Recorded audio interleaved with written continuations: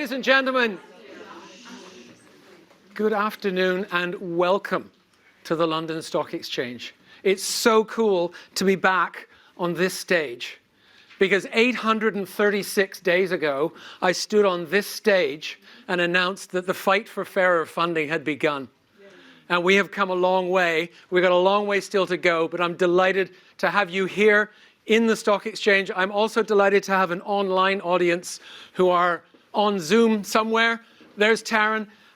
So our online audience is around the world. We have registrants today from as far west as San Francisco, across Canada and the United States, all over Europe, the Middle East, Africa, the Asian subcontinent, Southeast Asia. Our northernmost registrant is from Oslo in Norway. Our southern and easternmost registrant is from Queenstown on the South Island of New Zealand, where it's the middle of the night, and she is up watching.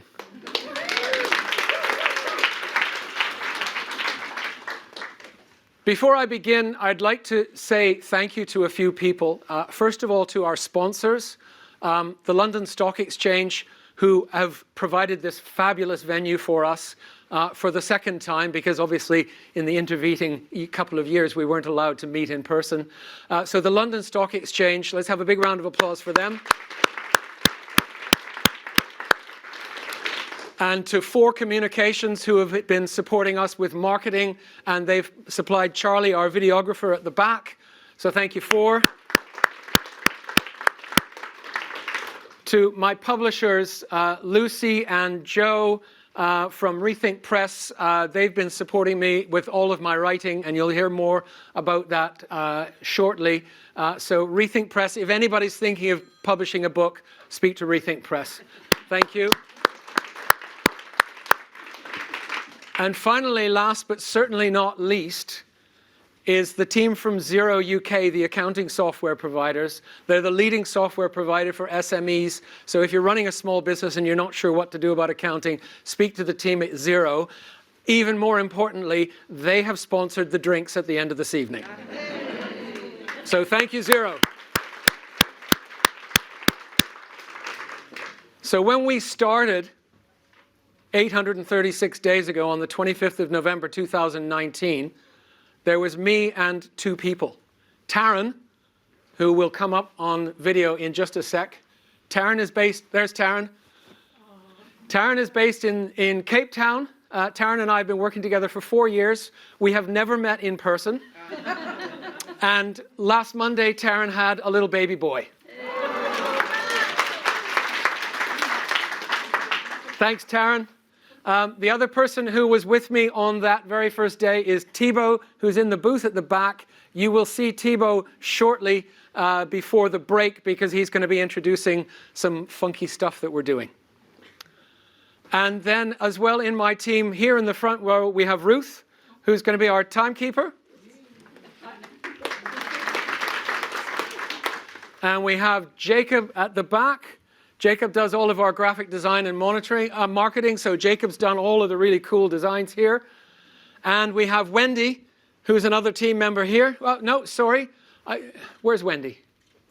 Right there. Sorry, I knew I saw you, sorry. And Wendy here. So there's a team of us now, and these people have just been hugely supportive in helping me to bring this event together and to enable all of you to be here. So I just want to say a huge thank you to all of the members of the team.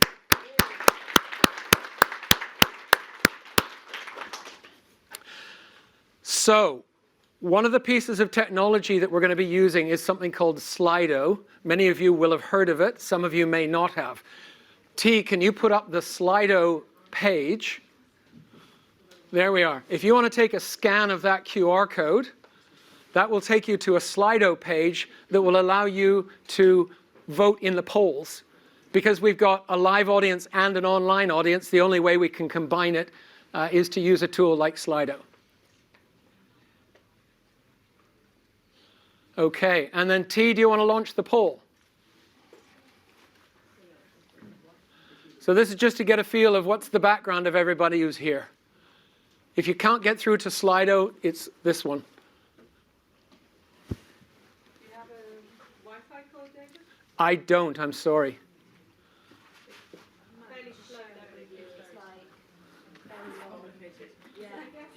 Uh-oh. Sorry. There is a guest Wi-Fi, but you have to log in, don't you? Right, okay.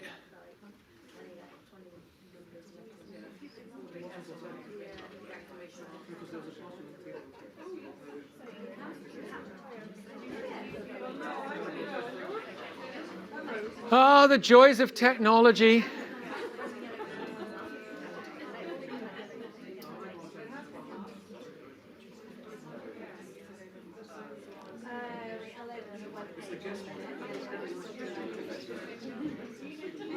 Have people been able to access or not? Or what's happening? This is our only poll, so if it's not working, sorry about that. I think T will kill the poll.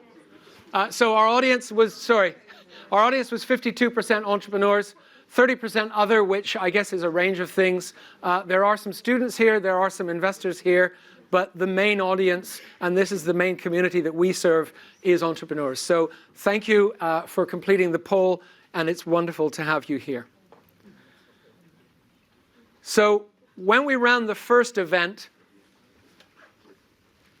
we put up a slide that had come from the British Business Bank's report, UK VC and Female Founders, which was published at the beginning of 2019. Some of you may recognize this slide. I've used it a lot, and it's appeared in the media a lot. Let me just talk you through this. So this was the British Business Bank looking at every venture capital deal in the UK in 2017. And they looked at the deals by gender.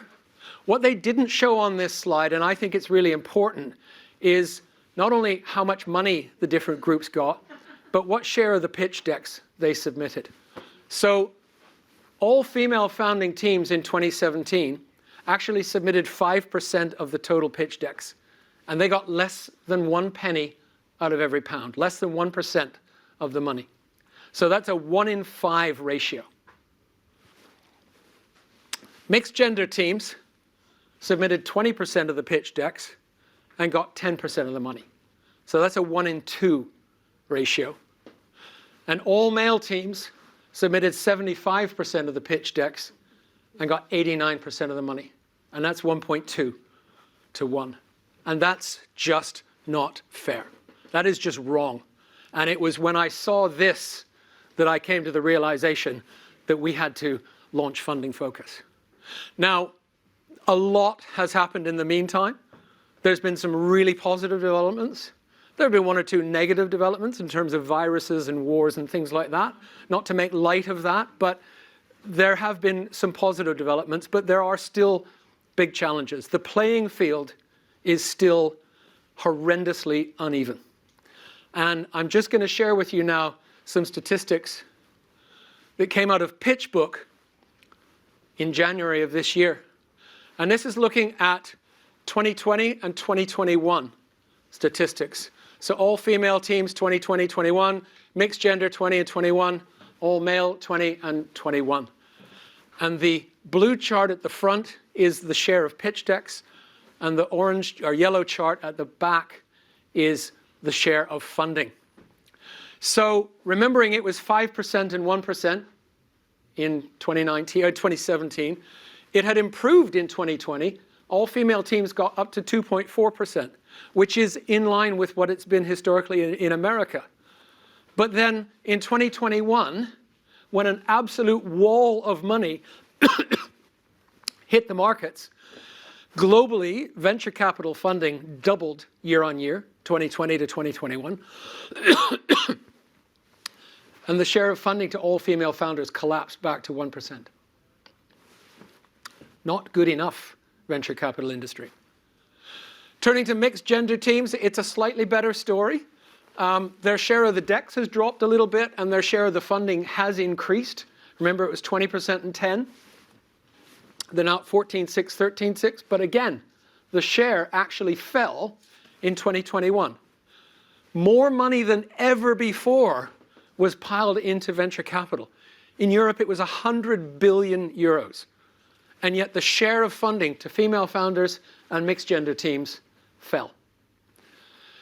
And over here, the guys like me are still up above 80%.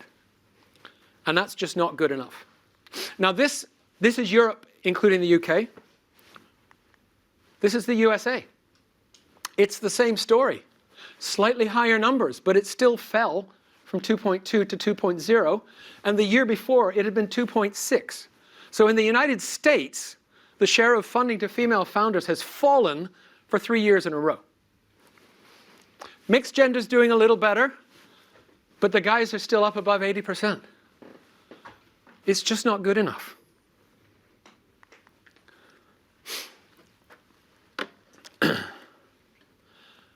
One of the things that venture capitalists tell me when I challenge them about this, oh, there's no deal flow. Oh, we're not seeing any pitch decks from women. No, we're not seeing any of that. No. Yeah, we'd love to invest in women, but there's no deal flow. You saw the numbers. You saw the growth in the pitch decks. You saw the ratios. 1 in 5 for female founders, 1 in 2 for mixed gender, and 1.2 to 1 for men. I say the venture capital industry is either lying or deluding itself. It's just not acceptable. It is not a question of deal flow. Maybe it's a question of how to get in there, but the deals are out there. There is no question.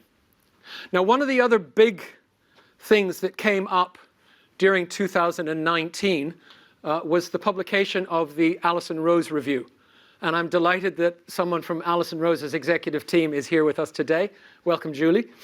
And the Alison Rose Review has done some amazing things. They found some really, really cool statistics. And I originally trained as an accountant, so I like numbers and statistics.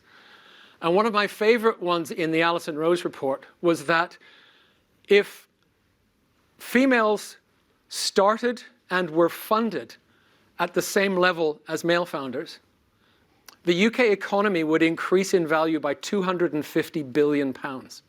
That is 10% of the pre-pandemic GDP. 10%, that's huge. Now, if you apply that around the world, and we saw that the stats in the US are about the same, and I know from my own research that the stats around the world in the developing world are about the same, and in the developed world are about the same, and in the developing world are worse.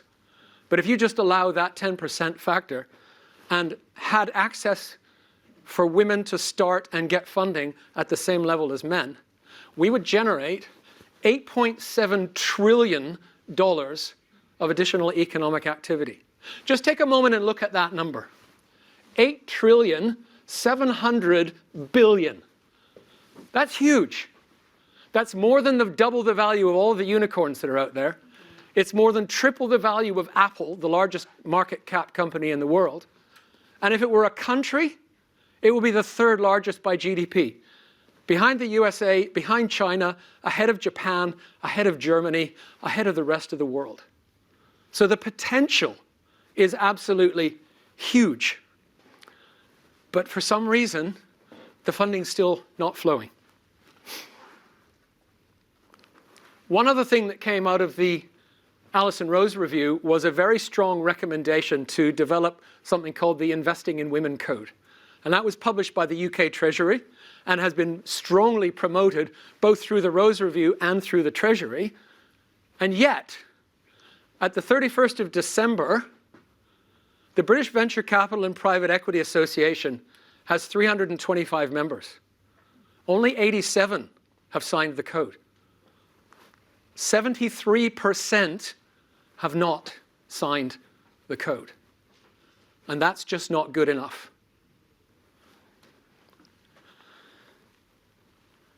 So that's the bad news out of the way. I like to get the bad news over. We're going to focus today on the art of the possible, and we're going to hear stories from female founders and female investors who have raised money, and we're going to all learn from them. And then in addition to that, for those of you who have been following me, you may have seen I've been writing my 2nd book. It will be coming out in May of this year. Here's a mock-up of the cover. It's going to be called Funded Female Founders: How to Traverse the Uneven Playing Field and Secure Funding to Grow Your Business. Now, the book is written in 3 parts. The first part is called What It's Really Like Out There, and you'll get some of those depressing statistics, but we got to have them. And there will be more, and I look at it more around the world. Also in that part, I have stories. So I've, over the last several years, interviewed dozens of female founders who have raised money. I've picked 7 stories of women who are happy for me to share their stories.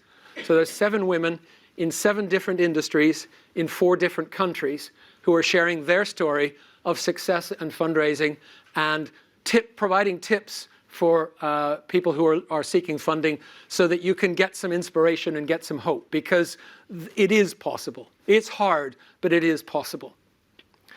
And then there's a section on bias, and we'll come back to that in a minute, but I absolutely love the fact that the theme of International Women's Day this year was break the bias. Because I think, and again, this is where my research is taking me, I think bias is the biggest factor that is holding things back. The inherent bias in the venture capital industry is huge. And we'll talk about that in a moment. Then, in the middle section of the book, I look at all of the different types of funding that are available and suggest how do you prepare for them, and how do you move forward, and how do you approach and pitch to investors. And then finally, in the last section of the book, I take a look into the future and imagine a world of fairer funding. Break the bias is the theme. I'm running a bit short on time, so I'm going to skip the next bit. Please take a photograph of this slide. If any of you have not seen the TEDx talk, The Real Reason Female Entrepreneurs Get Funding, please get that and watch it. It's fantastic. Dr. Daina is a professor at the London Business School. She's made some incredible findings where she found, I don't have time now to go through the whole research, but she found that not only do male investors have bias against female entrepreneurs, but so do female investors. And the most important thing that she found, and I'll just very quickly, she talked about what's called prevention and promotion questions. Prevention questions are about holding back. Promotion questions are about going forward. 2/3 of the investors asked men promotion questions, and they asked women prevention questions. No bias? Yeah, right. But what she found was that for people who were asked a prevention question and answered it with a promotion answer, they received 14 times as much funding as the people who did not. So watch Daina's TEDx. It's fantastic. Here's our agenda for the day. So I'm nearly done. Then I'll be welcoming Juilia Hoggett, the Chief Executive of the London Stock Exchange, to give us an address. And then we've got 4 speakers with a panel discussion in between. So Jane Clarke, Olivia James, then we're going to have a networking break, Bente Ottersen, a panel discussion, Ishveen Jolly, a fireside chat with myself and Ayuna, at which point I will be making a big announcement, so please stay. And to our online audience, please stay. There's a big announcement coming at the end of the day. And then there will be drinks and networking, thanks to our friends at Zero. And I just want to close, and I feel this is appropriate, and I know I'm going over time, Ruth, but please bear with me. I want to close. In my research for my book, one of the best pieces of literature I read was Emmeline Pankhurst's autobiography. It's an incredibly powerful story. And in there, bearing in mind, she wrote that book on the eve of the First World War. And in that book, she said, the militancy of men through all the centuries has drenched the world with blood. And as a reward, the men have received monuments, great songs, and epics. The militancy of women has harmed no human life save those who fought the battle of righteousness. Only time will tell what rewards are attributed to the women. And that is so true and so relevant today and so relevant for this audience. Please do check out Emmeline Pankhurst's autobiography. Very hard to get it in paperback, but it's on Kindle. And with that, I will close, and I would like to welcome onto the stage Juilia Hoggett, the Chief Executive of the London Stock Exchange.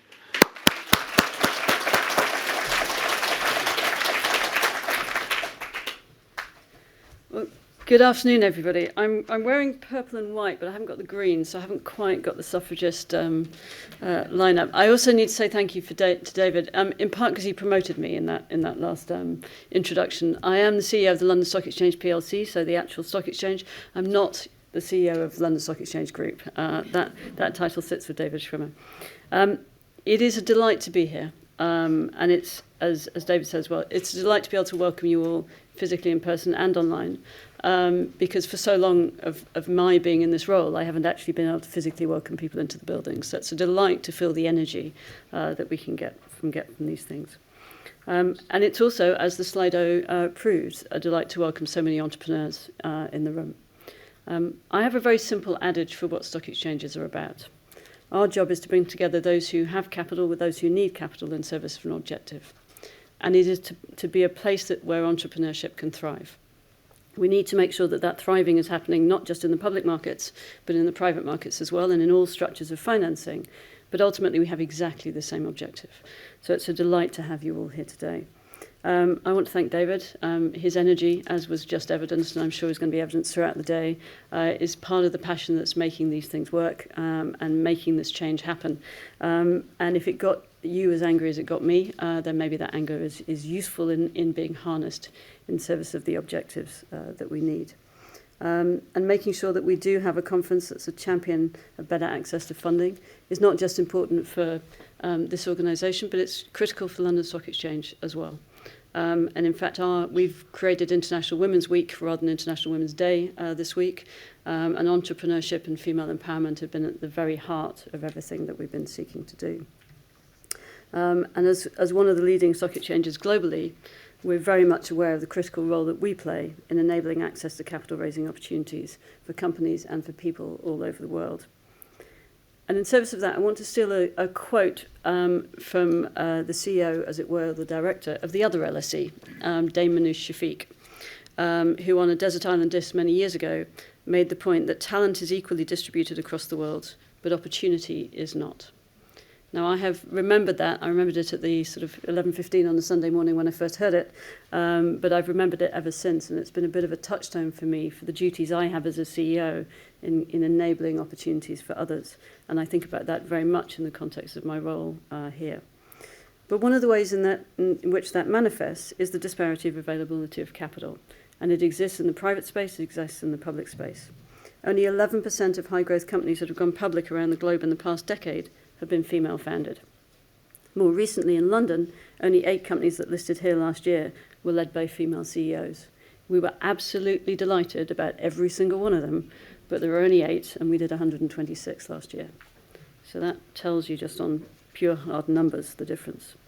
And that's why it's so important to me that we stimulate initiatives like this and the things that we're doing at the London Stock Exchange to try and change that dial. And to be blunt, I have a very simple context, which is have soapbox, we'll use it. And I think it is a duty of mine to speak out about these issues and other issues about what affects capital markets in the UK and around the world. And we want to make sure that we're doing that. And I'm delighted to have had this forum to do that today. So we've done our own tech sprints this week, partnering with Springboard. And we did it both in Asia, Europe, and the US. And it was something that not only we found incredibly valuable for the companies that were going through it, it was so empowering for the people that we had engaged in it and our own staff. I think it's something we're going to be trying to do on a regular basis. The more we can use our platform to showcase new businesses coming through, the more we want to do that. We partnered with the World Federation of Exchanges and the UN Global Compact to ring the bell for gender equality, to raise awareness about the biases that can have a negative impact on women's ability to progress to senior roles and to access funding. The interesting thing about that is I clearly didn't get the memo, but almost half the balcony on that morning on International Women's Day turned up in red and the other half turned up in green. Don't know how anybody thought about that one, but that was pretty much what happened. And we're really, really proud to be hosting this event today.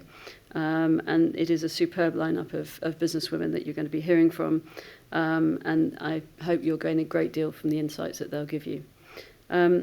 Now, it's important to stress, as I say, that whilst we have been making this week International Women's Week, I would like every day to be International Women's Day at the London Stock Exchange. And I think we are allowed to be frustrated and to evidence our frustration about the pace of change. There has been some progress. The recent FTSE Women Leaders Review has actually illustrated how much progress has been made in representation on boards. And actually women now represent 39% of FTSE 100 board members, which is up 3% from last year. So actually the public companies have been moving step by step in a positive direction. We need to drag our private brethren up behind us, and I think we have a duty to make sure that we do. 85 of the FTSE 100 boards have met or exceeded their prior 33% target, and half now have 40% plus women on their board. And women now represent 32.5% of combined executive committee and direct report posts in the FTSE 100, which again is up 2% from last year.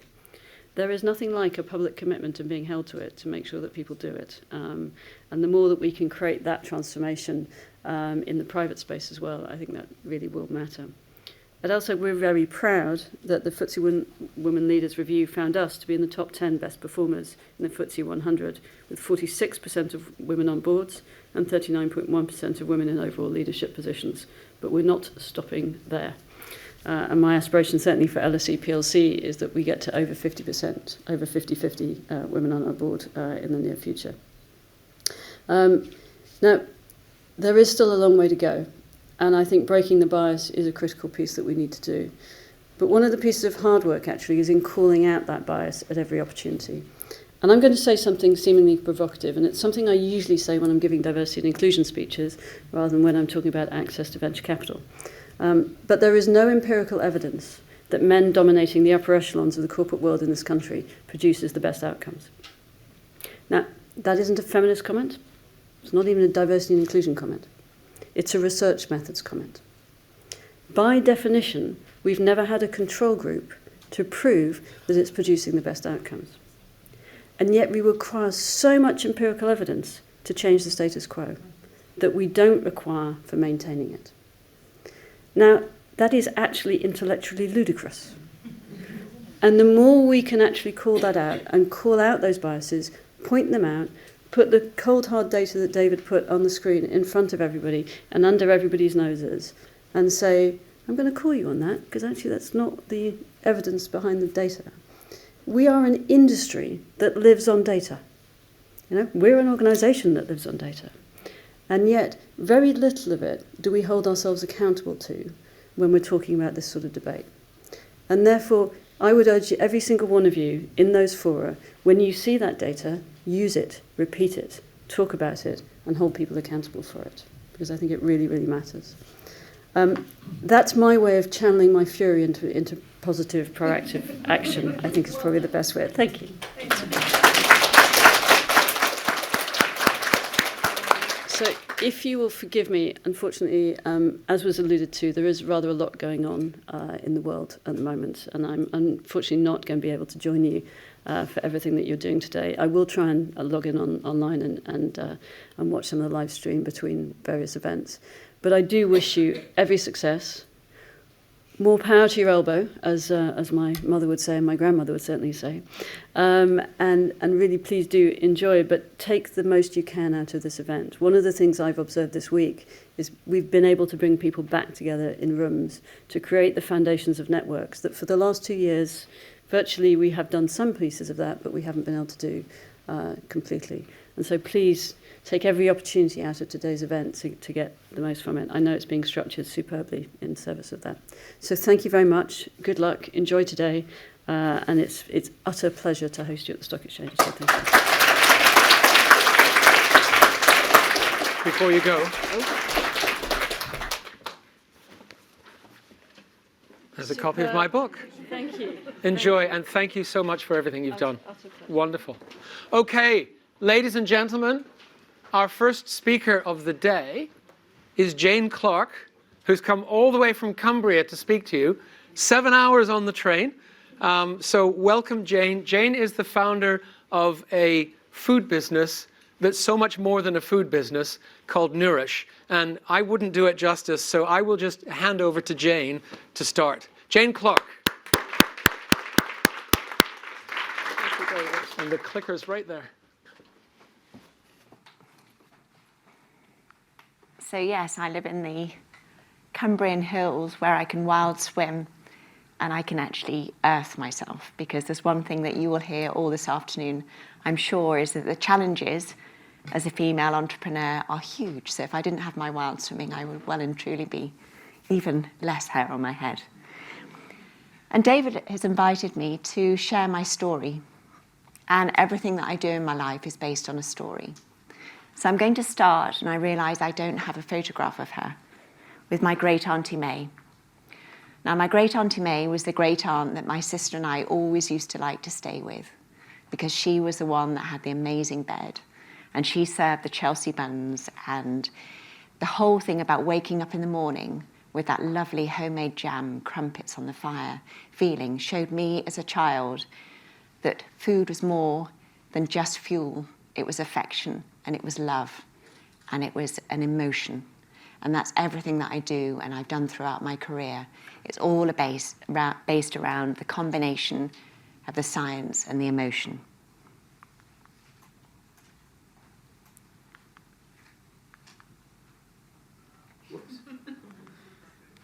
So I'm hoping.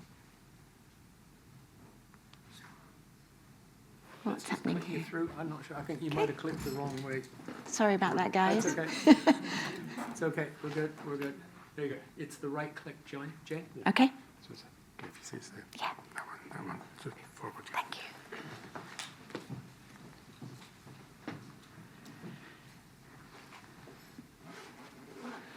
So when I was a teenager, I spent about a quarter of my life in hospital. I was seriously unwell, and between the ages of 15 and 25, I lost about a quarter of my life being an inpatient. So I learned what bad looked like. And I realised that what we were doing in our healthcare industry around the whole notion of nourishing someone was atrocious. And we're going back 30 years, and it's even worse now. So I had my last major surgery, about 25 surgeries, when I was 25. And there's one thing, if you know a teenager who's unwell, they either get really downtrodden by the illness or they become incredibly tenacious. And I went for the incredibly tenacious route. And so at the age of 25, I was at last well enough, and I sat on a beach in Thailand. Oh, those were the days when you were able to do it. And I thought, what am I going to do with my life now that I'm well? And I thought, I'm going to create an amazing practice that was built on my career to date. I did dietetics at Leeds University, and I thought that I'd come out with an amazing knowledge of medicine and an amazing passion for food. But I came out with a knowledge of medicine, but boy, I did not come out with a passion for food. We were taught that if you had an eating challenge, so if you had a swallowing difficulty that could be due to esophageal cancer, an eating disorder, or as a lovely patient of mine called Patrick, he had Kaposi's sarcoma, he was HIV positive. And I looked after Patrick at the end of his life, and I said to Patrick, who was really struggling with his swallowing, what would you love? And he said, I'd love a real strawberry. And so I took a real strawberry into him, and I was disciplined for taking a real strawberry into hospital, because it hadn't gone through the hospital kitchens. And I thought, you've got it wrong, mate. Everything that we do as nutritionists, as dietitians, has to be based around a passion of food and a listening to what the patient needs and the person needs. So I did my cordon bleu after I did my degree. So I went back to my foodie Auntie May roots, and so I was the dietitian, the first in Britain to set up her own practice that combined passion of food with clinical integrity. And this person on the left, a certain well-known chef, came and found me when Jamie was writing his second book. And he said, I gather you're a food-loving nutritionist. Surely they're all alfalfa sprouts and wheatgrass juice. And I said, no, I'm not. And I got to know Jamie, and we worked together on the School Meals Project, which was the first example in this country of really showing how society can change by people power. And tragically, we're seeing in the world at the moment that people power is fighting hard. But Jamie and I, we worked to really revolutionise the whole space where children were in their schools. And then a certain handsome man on the right-hand side came after me and said, Jane, I'd love you to work with me professionally, but also when he created the David Beckham Football Academy, he asked me to work on that. And so I've been really lucky that I've really managed to start disrupting in some really interesting areas. I always set myself 5-year targets, and I said at the age of 25, I'm well, right by the time I'm 30, I'll have written my first book, and that was Body Foods for Women. That was a Sunday Times bestseller. And then I wrote Body Foods for Busy People, and the Observer Guardian group came after me, and I started writing columns alongside the amazing Nigel Slater. And it was really where I started creating the information, as well as a practitioner, helping people. And then Body and Soul came after me in the Times, and I launched nutrition there. And then Paul Dacre came after me for the Daily Mail. And in those days, we had 8.5 million readers in paper, which was phenomenal. And my first article that I wrote was called My Love for White Bread. I purposely did it because I was being provocative.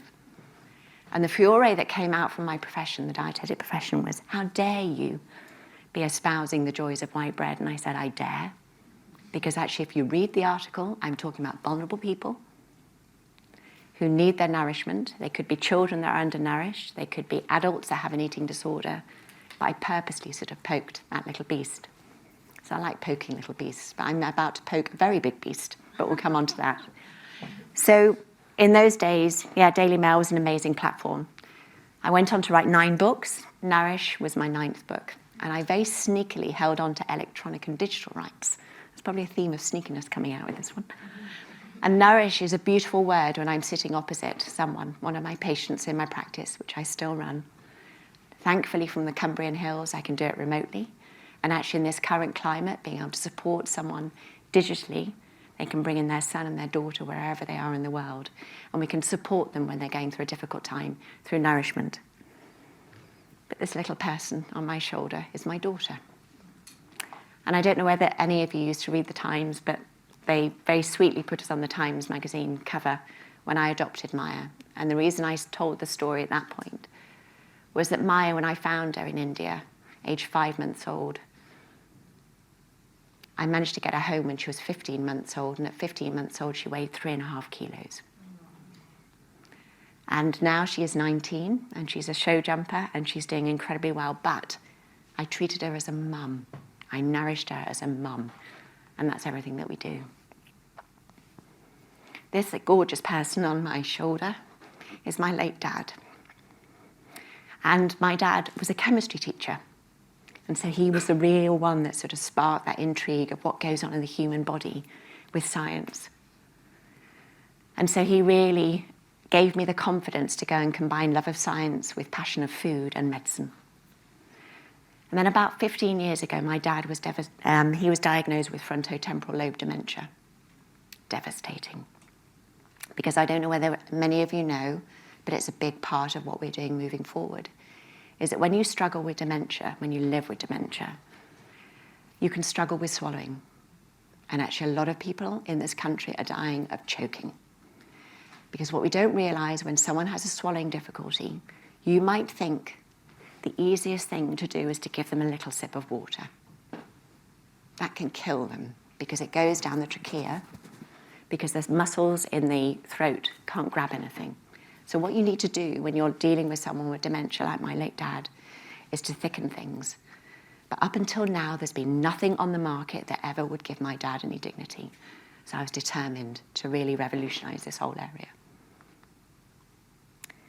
When I was speaking at LitFest in Ballymaloe, so those of you who will get on a plane, go to Ballymaloe. It's the most amazing cookery school in Ireland.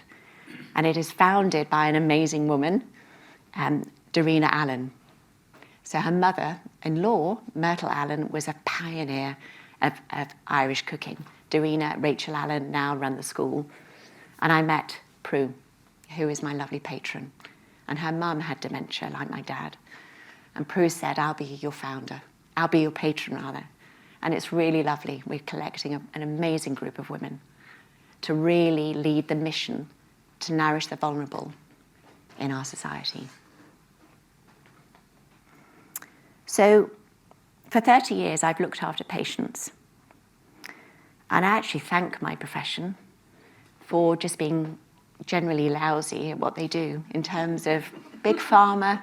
And actually, the last time I spoke was when I was given my honorary doctorate a couple of years ago.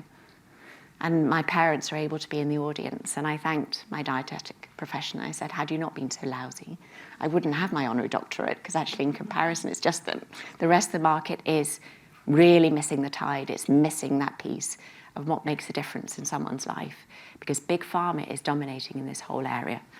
And they're putting out products. I'm not going to put a photo. They know who they are. But there's never been an industry where the products taste so disgusting. They're packaged in a way that makes you feel frightened. It isn't at all connected to my lovely story of Patrick and the strawberries. And I wanted to really disrupt in this area, because I wanted to create the sort of product that I'd have inside me when I was a teenager who was really unwell, and I'd offer to my dad. And actually my greatest moment in my life is when Dad was in the end of his life, and he was able to just take little sips of my chocolate drink. And for me to share that was the greatest achievement in my life.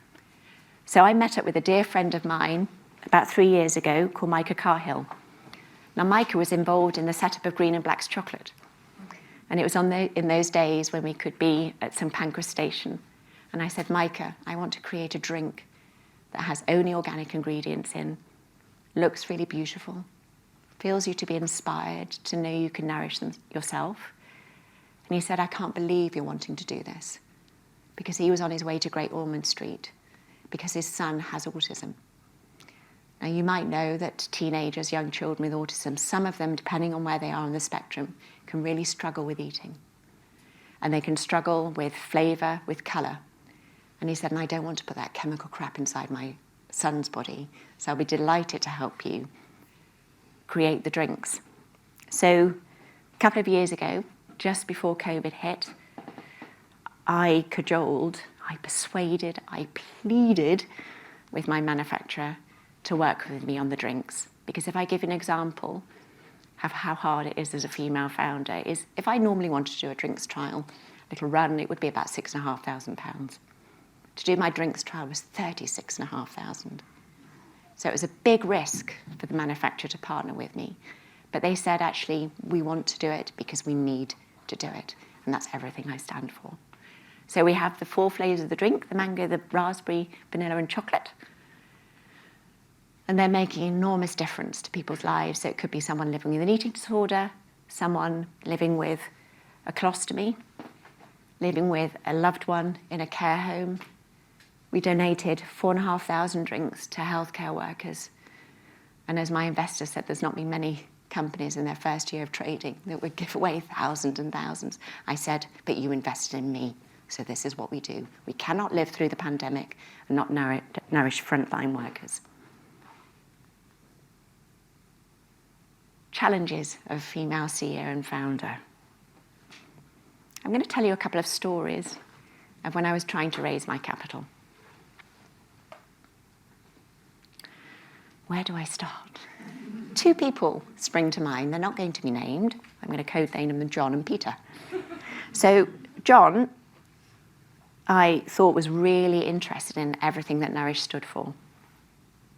The legacy that it's going to leave, as well as the disruption it's going to create in the industry. And he said, look, I said, our products benefit vulnerable people. And I could see a little light bulb going on. So the conversation, 2 hours, it's rather like when I was trying to adopt my daughter, going in India, having endless cups of tea. You know, oh yes, we'll definitely allow you to adopt a little girl. And then months and months later, it's tough. But I saw this light bulb go on in John's mind. And he said, at the end of the day, he said, what you're building is a business of data of vulnerable people. How fantastic. He said, we can then sell that to a health insurance company. I said, thank you very much. I'm not selling on data of vulnerable people, so you can sling it. The other little story is that there's a major player in the VC world, and he had actually been an old patient of mine. I'd really seen the work that I did with him and his family. And he was very, very persistent. And the conversations became very protracted, and I sort of started to get a little bit of itchy feet over him and whether he was actually going to follow through on his funding promise. And he said, right, I want you to come with me to America. And we're going to meet some other finance people over there. I said, absolutely great, how exciting. So I got a little message, and I've been trying to put him in touch with my lawyer. This is not me, but basically my lawyer was a block, because I was being wound up in all of these conversations of, oh yes, I'll definitely put money into your company. And I kept on trying to sort of bring, okay, if you're serious about this, let's get, heads of agreement, let's terms. And I got a little note ping up on my phone in the morning that we're due to fly. And he said, dear Jane, you might have noticed I'm flying you first class. The reason I'm flying you first class alongside me is that the seatbelt is going to get tighter and tighter and tighter until you agree to my deal.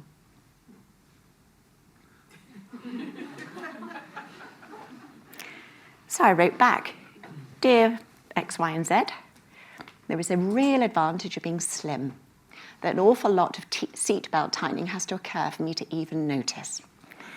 So I got on that plane, and true to his word, as soon as the bell sort of light went off, he started the conversation, and I just got the air hostess to come and put the screen up. But he purposely took me to the States to get me jet-lagged, so that then he could have those difficult conversations when you're sort of having supper and you're just like, because it was Los Angeles, and I'm not very good with jet lag. But, those stories are out there, and David, you wanted me to show, and it's really hard being a CEO founder. But for every frog that you kiss, there's a prince. And I've got amazing investors. I've had fantastic individuals, private individuals, that have really said, because they've been touched by the problems that I solve, and they've said, we'll back you. So I'm really lucky. I think one of the greatest things I think you can be as a founder is a swan. So you can be elegant on the top, but boy, in this current climate, the legs have to be splashing underneath. So you'll see, at the moment, we're a D2C business. And it's been absolutely gorgeous during COVID. We deliver nourished drinks to someone's door. Because when you're on the receiving end of that lovely customer experience, of the leaflets, the lovely nourished drinks that come to you, you can send them to someone you love, someone you're thinking about, and that sort of bloom and wild element of that personalization. You're thinking about someone. And to nourish someone who's going through a tough time is the greatest thing you can do. So we're on a mission. And we'll be announcing something very exciting soon too, because we're going for global domination, because I've decided, right, I'm going to poke the beast big time. So you'll see some of our customers and some of our people. And for me, it feels incredibly exciting to be here. I was thinking when I was leaving early this morning, gosh, I haven't been to London for a while, and to talk, but actually we feed off each other and we bounce off each other and we get camaraderie from each other. So I'm incredibly touched that you've asked me to talk, and I'd love to open up the floor for questions.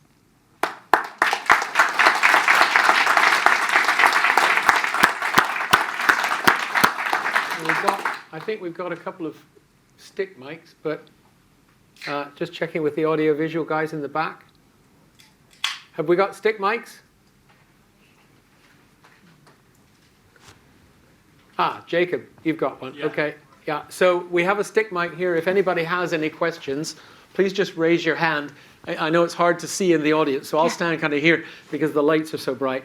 If anyone has a question for Jane, yes, right here. Jacob, if you could bring that.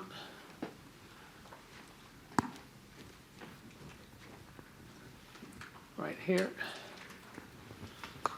I'll slide over here. Hello, Jane. My name is Mary McKenna, and I'm also an entrepreneur, so it's great to hear your story, and thank you for sharing it with us. My question is, did you ever consider giving up? No. And why is that?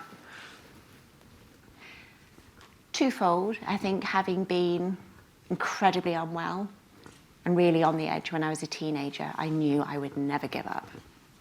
So when you've been really seriously unwell and you get the gift of life, then it gives you a real determination. And also, and it's really important, is day after day after day, we get beautiful correspondence, letters, emails from people who are touched by Nourish. And I need to do it for them. It's rather like when I found my daughter. Someone said, there's a little girl waiting for you to find her. And there's a patient, there's someone who's not feeling very well that needs me to do it. And actually, when we went down to our studio in the middle of COVID, we were able to travel for the first time. And I went into the studio and found a handwritten envelope, you know, those old-fashioned things. And it was really shaky handwriting. And I opened the letter, and I felt dreadful because this letter had been written 6 months beforehand. Dear Miss Clarke, I've just had one of your drinks. I wonder if I could have some more. Luckily, he had his telephone number. And so I rang him up, and he was almost, you know, collapsing on the end of the phone from me actually as founder of Nourish by Jane Clarke, was the person on the end of the phone. And I said, I'll get some drinks straight round to you. And that, to me, just epitomised that every time I have sleepless nights, and Talia, who works, key member of my team sitting there, she knows sleep is my little Achilles heel. But if I'm sleepless, I just think there's one person, I've got to do it for them. Thank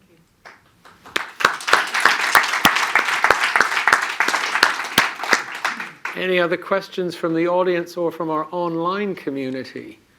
Let's see. All right, well, Jane, I'll ask you. What was it like working with Jamie Oliver? Oh, fantastic. Yeah. Jamie has really, he was the first one to disrupt in the whole chef space. And it was fantastic to show that individuals can make a difference. And Jamie's amazingly passionate. And Jules wrote the foreword to 2 of my books, which was really lovely. And the legacy of the School Meals Project lives on. I mean, I have to say, and I was asked the other day in an interview, have they done enough? Boy, we haven't. No, Marcus Rushford, you know, it is appalling that we're getting undernutrition and an inappropriate nutrition in our schools. But I'd say actually what Jamie did mainly, and I obviously supported him, I was the one on the Today programme when the mums were sort of feeding the burgers through the rails and saying, you know, how dare you interact with my child's, you know, eating habits. And I say, well, actually, I do dare, but also you wouldn't allow your child to walk in front of a bus. So are you just doing it more slowly by not nourishing their vulnerable bodies? But we brought a dignity to the school meals whole area. You know, now BBC Good Food, Sheila Dillon, the late Derek, you know, we've got an award for amazing school chefs. And one thing that we're doing with Nourish is that we're trying to bring dignity into the whole caring space, where you're a teenager in an institution or someone like my late father who spent the last couple of months of his life in a care home. We need to bring a dignity and a gravitas to that area because there is no greater moment that someone needs nourishment when they're vulnerable. So Jamie's, you know, he's a fantastic supporter. He's really lovely. Thank you. We've got 2 questions from our online community and then one over here. Jacob? Challenges you've had sourcing wholesome organic ingredients. Has public demand for organic improved the availability of materials or created more competition? It's definitely made it really... It's difficulties we've found sourcing. As I said in the beginning, I've been really lucky with my manufacturer. They've been a huge support, but I had to really fight because giving the example of 36,000 for a drinks trial, you know, if I had different investors, they would have said to me, you know, right, let's cut corners. And I'd say, no way, we're not cutting any corners. It has to be as good as it can be. So we've been lucky that we've got really good suppliers, but it's tough times out there in terms of supply chain, costings, all of that side. But I'm determined that we'll keep pushing through and drive the volumes to be able to absolutely maintain my core values of fantastic organic ingredients being at the core of everything I do. Thanks. And the second one, Jacob? Are you looking at products for ethnic specific conditions?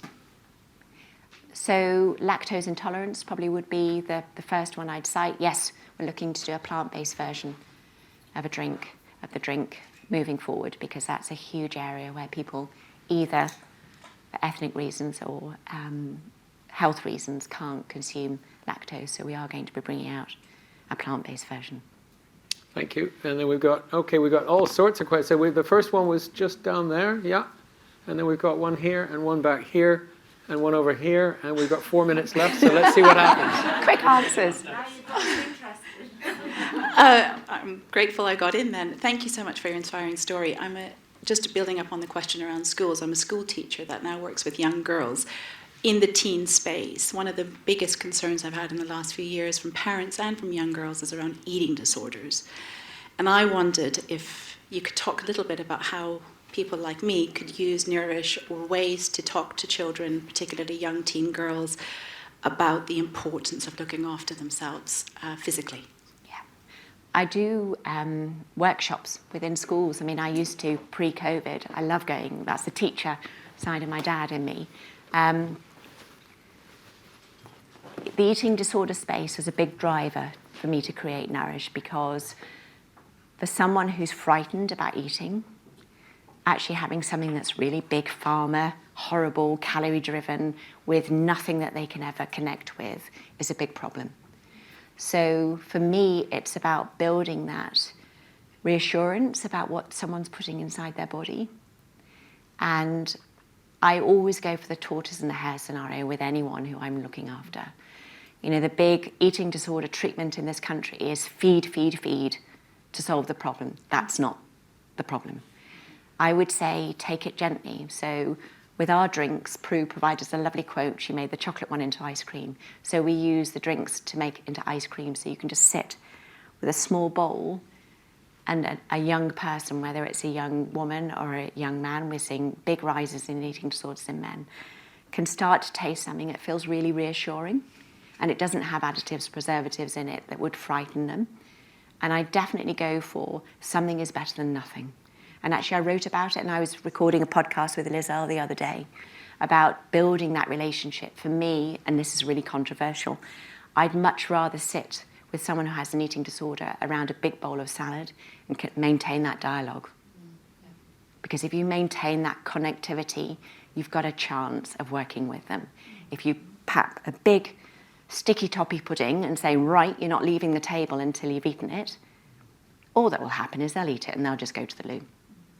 So I would say a lot of our community is using the drinks to support someone who they're caring about, because they're equally, my daughter's a show jumper, Maya's a show jumper, and she uses the drinks to train.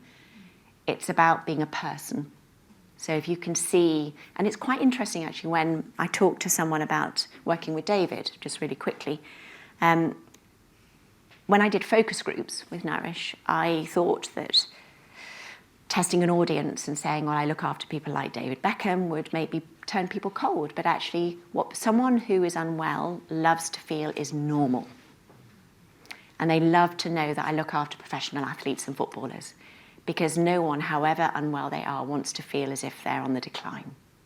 So actually talking about the physiology for a young person, a young woman, about what's going on in their body, what do they need to nourish themselves, it's just a lovely way. So I'd say, get in touch. You know, I'd love to help if I can, but definitely resources, the drinks, they can definitely help with people who've got disordered eating.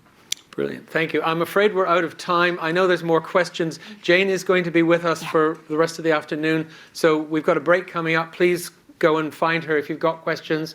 But if I let this carry on, I get in trouble from Ruth. And that's a bad thing. So sorry, Ula, but we'll... I do. So, Jane, thank you very much. Wonderful to have you. Thank you. And there's a copy of my book. And we'll catch up later. Wonderful. Okay, thank you. Our next speaker, ladies and gentlemen, and for those of you who know the story, how I came to be doing what I'm doing, 3 years ago I was speaking on a stage about fundraising for small businesses. And a woman came up and asked me why so little funding went to female entrepreneurs. Now, I'm a middle-aged white guy. I didn't even know this was an issue. But then I discovered what I discovered and what I shared with you. And as you've seen, I've become passionate about it. I'm absolutely delighted that our next speaker was in the audience on that day. And she was also in the audience 826 days ago at this very place when we held the first Funding Focus event. Please welcome to the stage, Olivia James. Thank you, David. I have my hands Yeah, up. there we go. Thank you. Hi, everyone. I'm going to try and make this desk go higher. Look at this. High tech. So, female founders need to ask for cash and deals and call out BS and get together and share the BS so we can all avoid it together. That was an email from a very well-known founder, and I thought it summed it up perfectly. As we found, and I love the Emmeline Pankhurst example, we are scared to call out BS. We are scared to call out BS directly because who likes an angry woman? Angry women are a turn-off. So we need to walk this balance. So a bit of background about me. So I'm a therapist primarily. I'm a Harley Street practitioner. I treat anxiety, performance issues. I'm also a guest lecturer at various business schools. I lectured at Cass Business School when it was still Cass. It's now it's a Bayes Business School, and I've also guest lectured at Regents, and I speak about entrepreneurship, mental health, and the dark side of entrepreneurship. And as we've seen, there's quite a lot of that about. So what I'm going to be sharing is my reading of the situation as I've seen it as a therapist, primarily as somebody who understands how humans work and how humans function. So what I'm about to share is based on my client work with founders, with corporate clients, as well as my conversations with founders both on and off the record, as well as my my research and my lectures. So we're going to really look at what's actually happening. And I love the term earlier on about the fact that it's intellectually, I call it bewildering, really, what's going on. I mean, what seems to be the problem here, you know? It's like we've seen the stats from David. Why are we in this situation? So when I work with a client, first thing I do, map the situation, map what's going on, assess the impact on them personally, but also look at the systemic issues that are affecting this client. Then I treat any trauma that's affecting them. Then we together create a strategy to help them take action, because ultimately without action, nothing happens.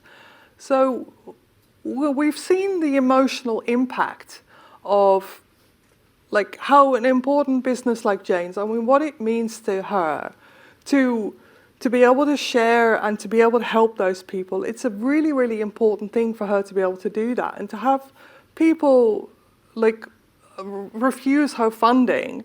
It's utterly unfair, and it's actually quite traumatic. So here we are. So less than 2%. So what's going on here? We've got examples. I'm going to be sharing examples of like the WeWork story. I don't know who's familiar with the WeWork story. Show of hands. Anybody? Yeah, you've all seen it. We're going to go into that because we look at cases like that and think, what? My sort of favorite emoji, really, to explain, like to sum up the funding situation and many other situations happening right now, is that, that exploding brain emoji. That seems to be like the emoji that seems to sum up like what's going on.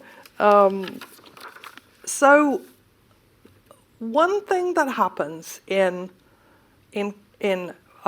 when we're faced with overt sexism and overt harassment, and I think, the bias, clearly, it's a sexist thing. There's no question in my mind that it's a sexist thing. So as women, we're socially conditioned, to go often into this appeasement situation. So what happens if an investor or a colleague says something really outrageously sexist or demeaning, or completely work inappropriate? Often what will happen is we will have a situation where we go, what did he just say? And we'll just sort of almost go into a freeze situation. And in trauma work, we call this appeasement.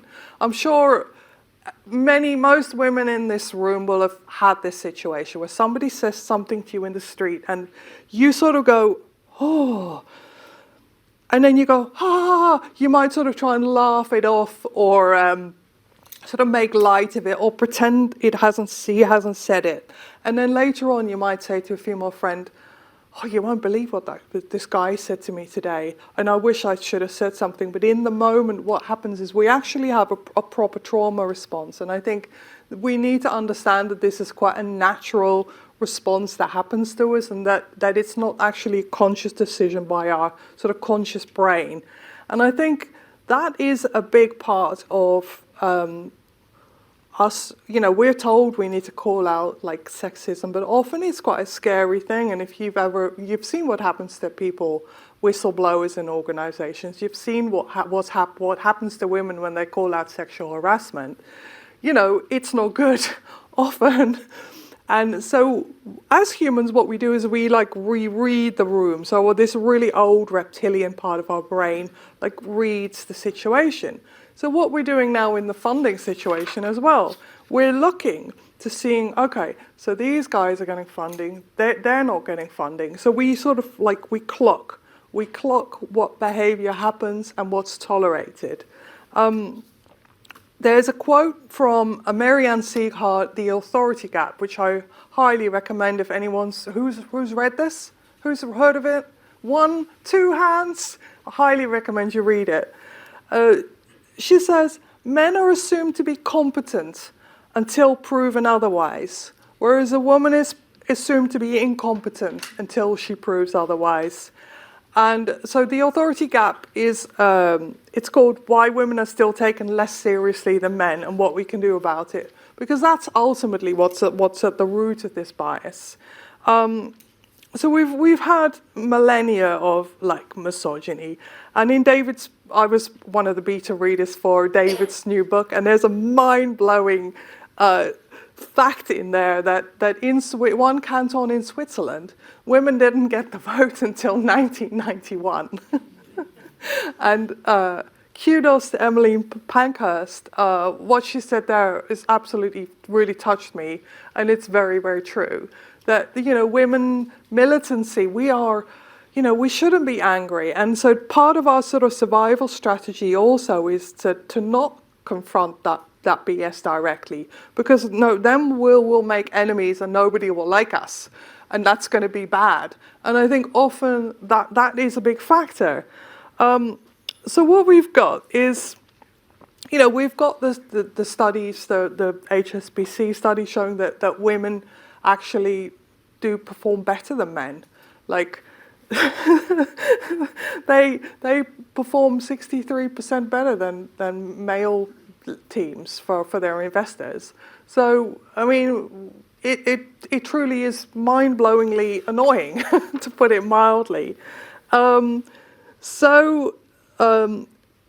Stephanie Nardi-Olsen, who's the founder of We Are Rosie, tweeted the other day, and she called it the compounding negative effects of sexism. And so what tends to happen, it's sort of it builds up in our system, basically. It builds up in our nervous system. So if we have a beautiful contribution like Daina, most of the time, female founders have got ideas that actually will really help people. Often it isn't, oh, I'm going to be the next Uber, we're going to be the Uber of this. It's actually usually a very meaningful solution that they have that will actually really help people. And to have somebody then to criticize us and belittle that and to reject it is really, really harmful and hurtful. And if that's happened to you, it doesn't mean there's anything wrong with you. It doesn't mean that you're not tough enough or resilient enough. It's actually perfectly valid to feel like that. So many founders I've sort of spoken to and worked with, they find it incredibly disheartening, and they sort of have this rapid cycling of rage and feeling disheartened and rage and feeling disheartened. One founder I spoke to found that she was really getting very little. She wasn't being taken seriously, and she ended up, her name's Freya, she ended up inventing a male team member called Fred. And Fred had his own email address, and Fred would get his technical questions answered much faster. I mean, this is the kind of like workarounds that people are trying to do here. So in my lectures at the business schools, I talk about like the dark side of entrepreneurship, and the founders are often at the risk of burnout. The mental health statistics for founders, many are at risk of higher risk of anxiety, depression. We've got many founders burn out as well, and many, in fact, will ruin their health and then try and get it back. The first vegan restaurant in London was actually started by, like one of the old ones, was started by somebody who'd exited and then like tried to think, okay, how am I going to rebuild my health? And that's so often, so we've got the burnout. We've also got like the potential betrayal, like being like royally like betrayed by somebody that you trusted. And in fact, betrayal trauma is a really, really quite an insidious thing, and it can take a long time to get over. I've talked to and worked with various founders who have had that happen, and it can cause genuine PTSD, having somebody you trusted like try and take your company or betray you in some way. So then the other thing is, the other B is the BS gurus that you have to watch out for. The BS people that slide into your DMs and say, hey, I'm interested in your services. And then next thing you know, they're saying, oh, actually, we can introduce you to family offices, but you have to pay us whatever. So it's like all these people trying to like benefit from, try and sell you something under the guise of being interested in you. There's a lot of that about in the entrepreneurial world. So at the best of times, entrepreneurship can be a roller coaster.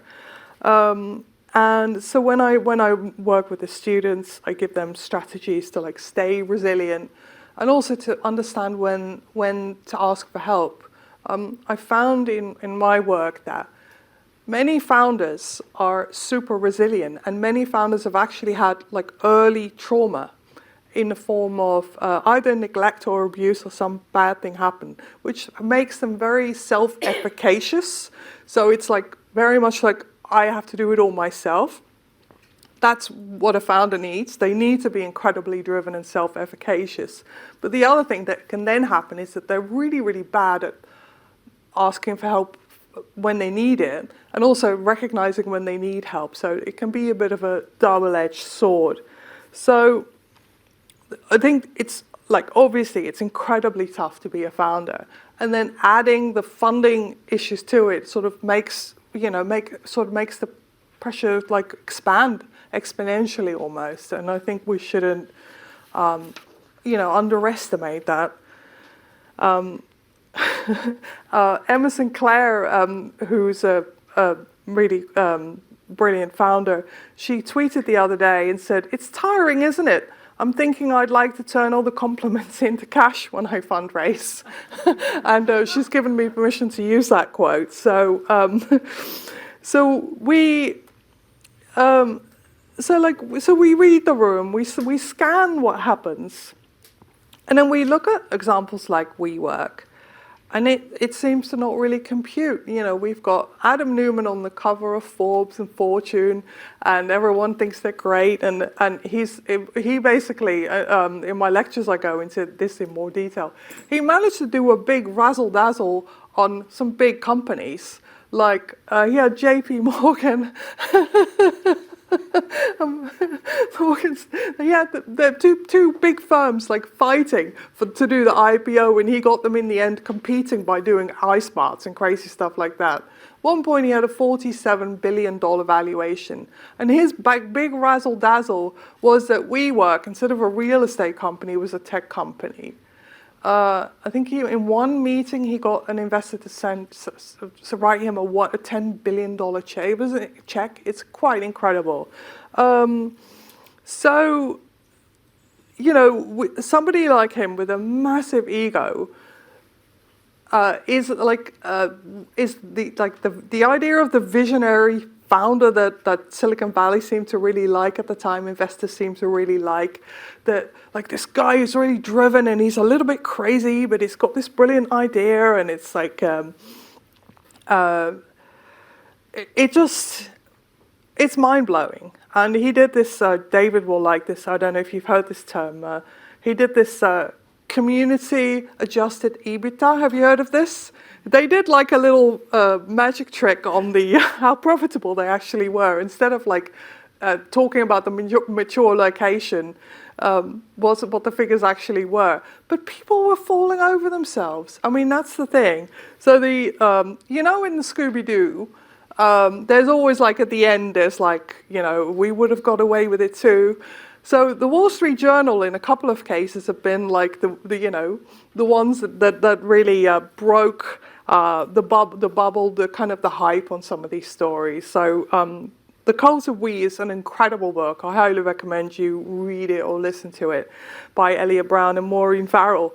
And they really go into the detail of like the funding climate, the kind of the insane excesses of this founder, and what happened in like Silicon Valley to indulge a founder like that. He ended up also leaving with a golden parachute. So utterly unbelievable.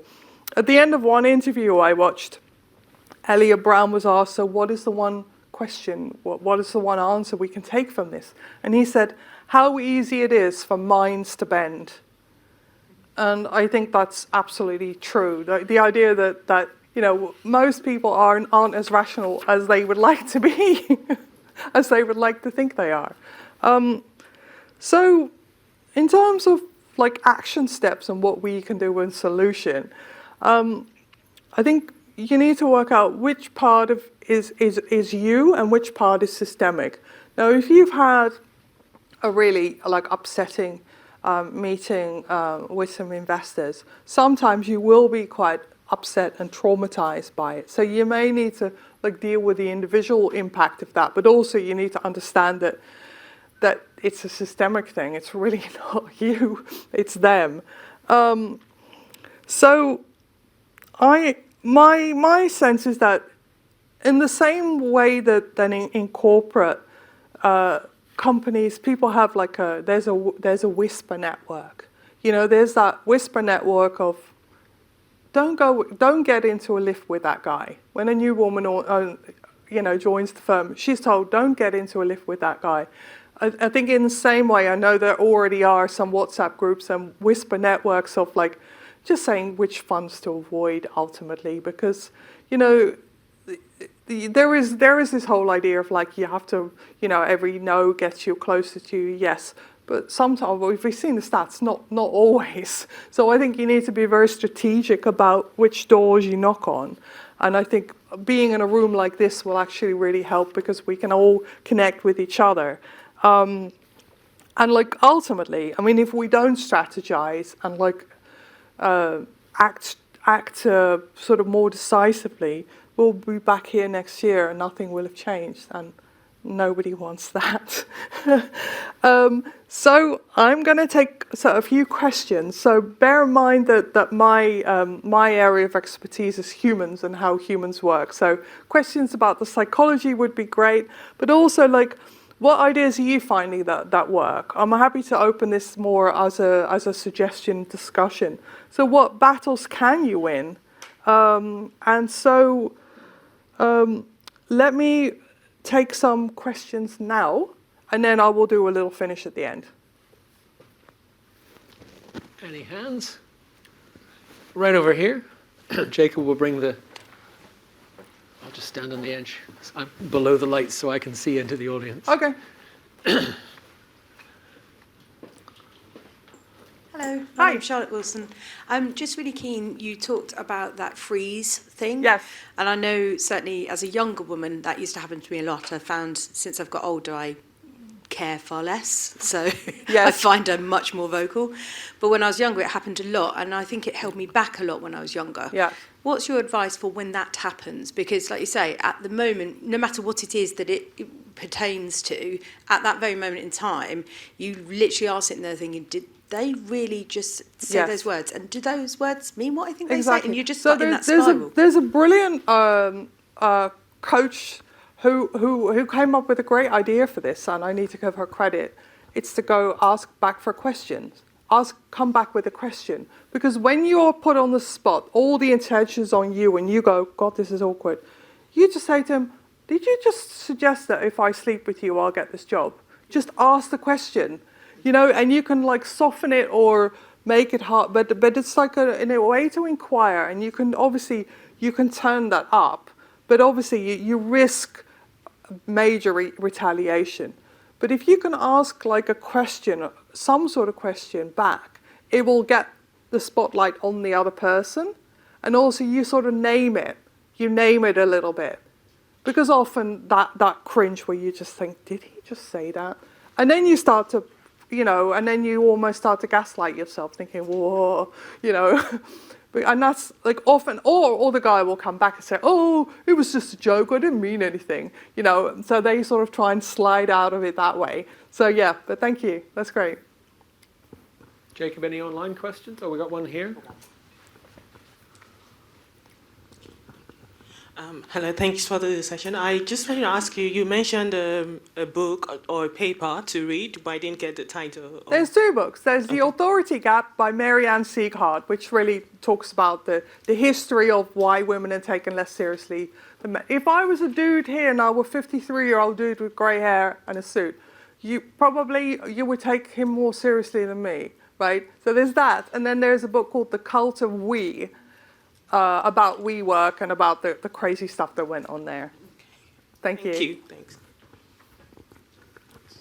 We've got two questions over here. Jacob, is there any from our online? We do have one, yeah. Okay, you want to take the online, Yeah. and then we'll come over here. We've actually got two. The first one is, how do you get other people to see through the rubbish? It's so frustrating when you can see the reality but no one believes you. Exactly. And it's utterly crazy making.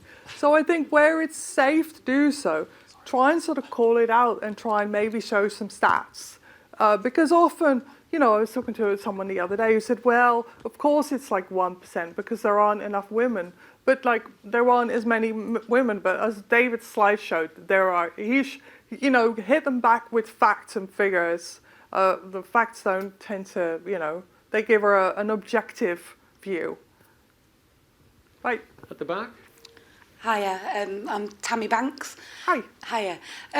Listening to what you said was really inspirational, and I took away lots of tips. But one thing that I've found myself doing as I've gone through my career is actually talking the male language more. So kind of meeting them where they're at, because I felt like I was banging my head on a brick wall. And listening to you, I think that has served me well. It has got me to where I am now. But equally, the last couple of years, I've risen as more of an authentic leader. So I want to lean in to my femininity even more. So what would you suggest with regards to not going up against, because actually arguing with, in my experience, doesn't get you anywhere, but going on that journey without kind of really selling yourself out and speaking their language, so to speak? So I don't quite understand the question. Do you want to just say it in like in a sentence? Yeah, so rather than trying to persuade people all of the time that from a female perspective this would help us achieve what we need, I find that I look for what matters to them and then phrase it in that way. Yes. Would you recommend that? I think, well, it's strategic. And I think that eventually you can probably turn up like the empathetic feminine side of it, but if it strategically works, then keep doing that, I would say, because you need to speak to people in a way that they will hear you and understand you and get on board. So I mean, the stats are, empathy for example, sounds like a really girly word, but in fact you show that empathetic leadership is actually very, very effective, and it stops on the whole, it tends to stop things like bullying. And like you look at the stats on bullying in firms, for example, and how much it costs firms and how much it costs in people taking time off work and stuff. I think there's always a business case to be made for doing things in the way that you suggest. So definitely try and, make the business case for it. Arm yourself with stats as well. Thank you. Okay, we've got time for one more question right down the front here. Sorry. Olivia's going to be here as well, so you can, for those of you who haven't had a chance to ask, she'll be here. You can speak to her on the break. Right down here, Jacob. Thank you so much. Thank you. Brilliant presentation. Jurga Zilinskaya from Guildhawk, founder. So question I have actually, in terms of realistically speaking, can you, or do you have any examples where we as human changed our behavior? We talked about our instinct and nature and pre-wiring and hardwiring, I suppose, when we grow up and civilization as a whole. So how realistic we are to change the behavior, or we need to change the circumstances around us, i.e. the environment that we're living in. So which one is easier? I think probably behavior changes in a way that are manageable, in a way that it's not going to come back on you and there aren't going to be major consequences on you. Because ultimately all of us are based, all of us are motivated by survival. When you're super, we've got a higher brain, and we've got the limbic brain, the fight-flight brain, and then we got the reptilian, stay alive brain, right? And often when we get nervous or we get sort of attacked or we feel unsafe for any reason, we go into that survival mode. So I think a huge part is understanding how humans work and learn how to regulate your own nerves and your own mood, so you can be more strategic. And you can actually stay in the room when you have those conversations, instead of going into almost like a shutdown, or you say something and you're kind of almost bracing yourself for any kind of missiles that might be coming your way. So yes. So is there a question? I'm afraid we've got to stop because we've got a very quick one. Yeah, no, it's fine. No, it's fine. We got to go. Okay. Yeah. So can I just do my little? Yeah. So. Thank you, everyone. It's been great. Thanks so much for your questions. So go and network, go forth and network. This is how we do this. I would highly recommend, if you're not on Twitter, Twitter is brilliant for connecting with founders. So get yourself on Twitter. Please connect with each other on LinkedIn as well. Join networks, find your tribe, take care of yourselves. And I leave you with one quote. From Cindy Gallop, who we both know. Just remember this: there's a huge amount of money to be made in taking women seriously. Thank you. Thank you so much. Ladies and gentlemen, welcome back, and to our online audience, welcome back. I hope you enjoyed your breakout rooms. I hope you managed to get a cup of tea or coffee or whatever. But we are back now for the second half of our afternoon, where we have two more speakers and a panel discussion and a fireside chat and a big announcement. So without further ado, I would like to introduce our next speaker, Bente Ottersen, who is the founder and CEO of Titles On, and Bente is on a mission to take over the world. So, Bente.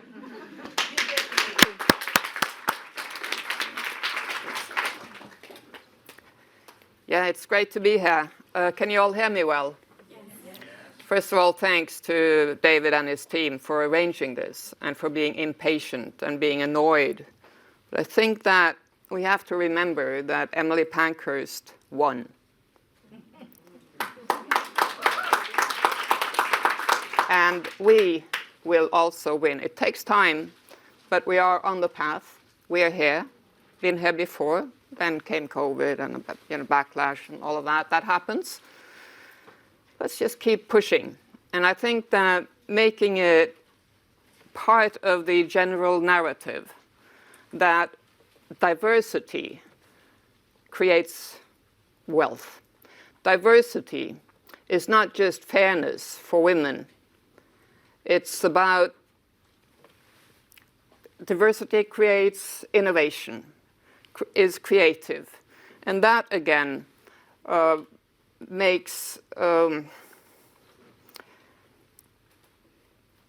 should I say, it creates human capital.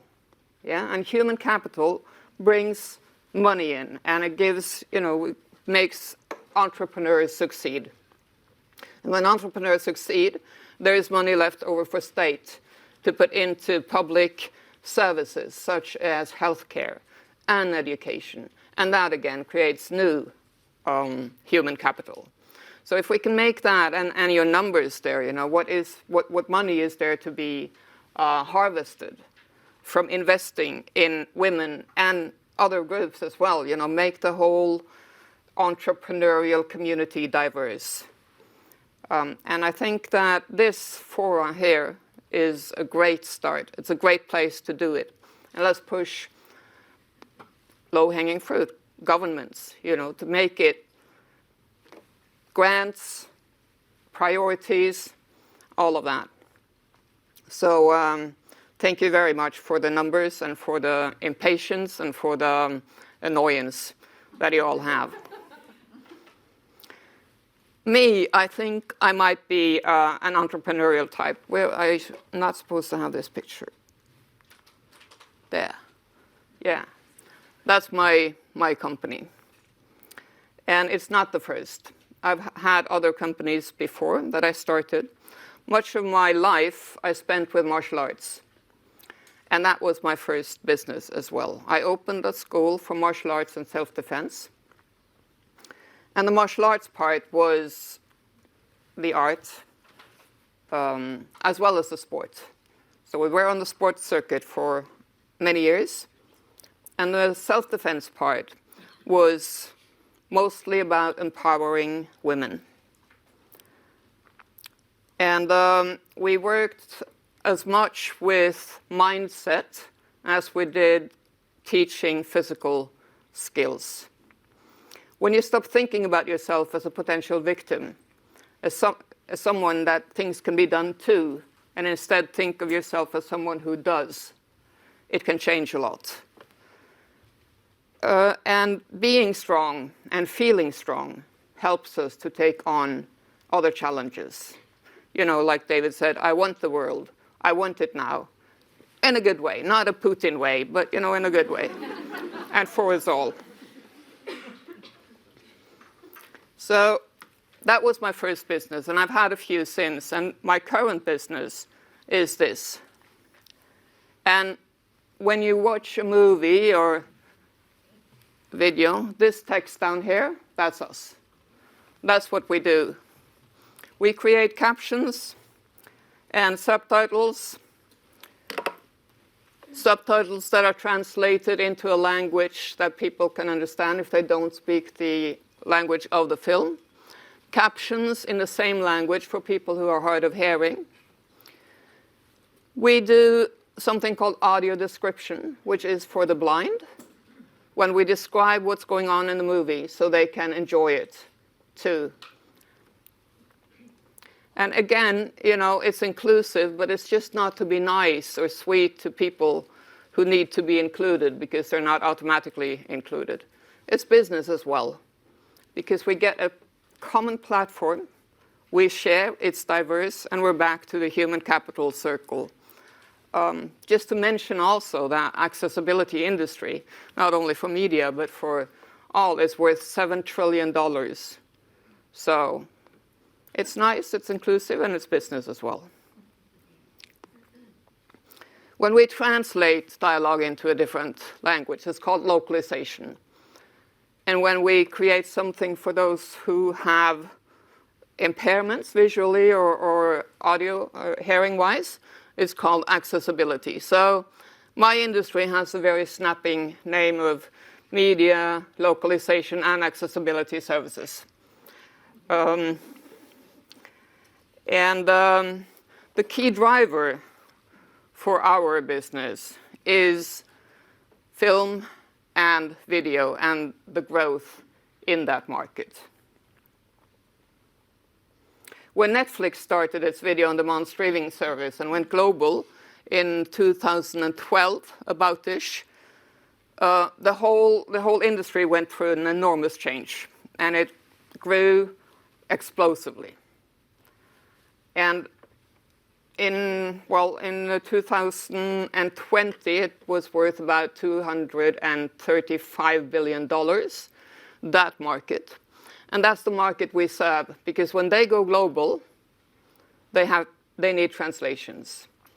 And even when they are, home, the same language thing, they do need to provide captions or audio description for the audience that need that. And that's not just to be nice even, it's legislation and it's regulation now. And for us, that means a lot of business.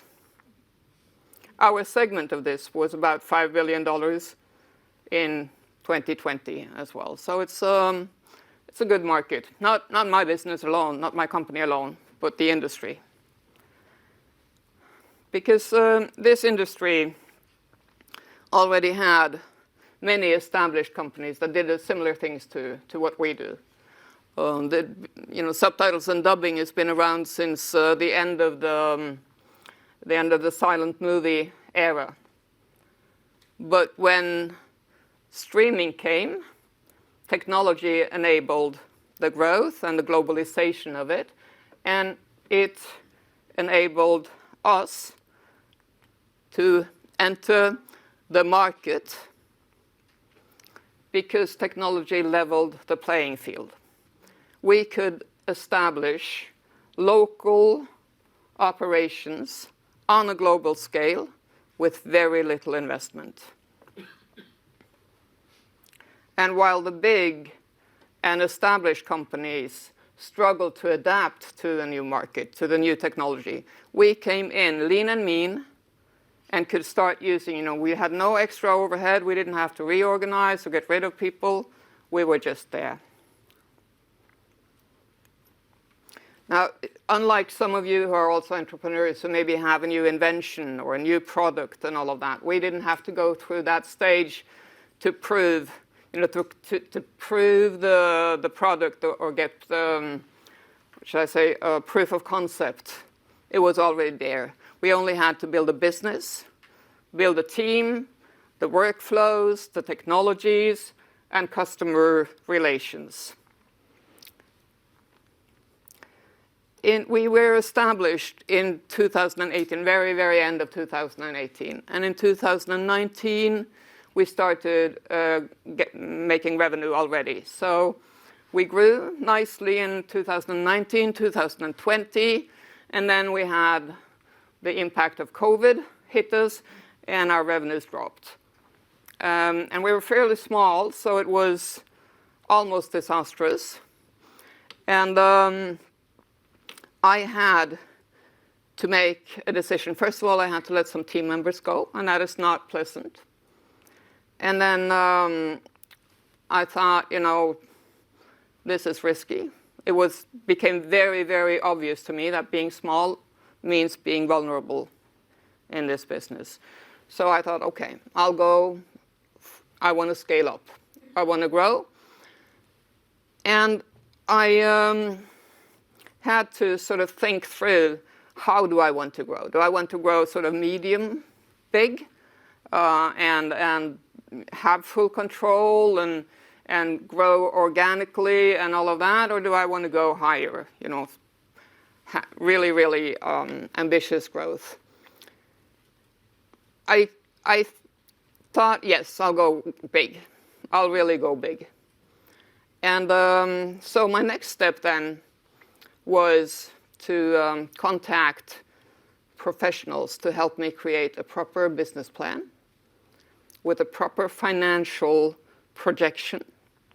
All of that because I believe that we need to use professionals. We need to go where the expertise is.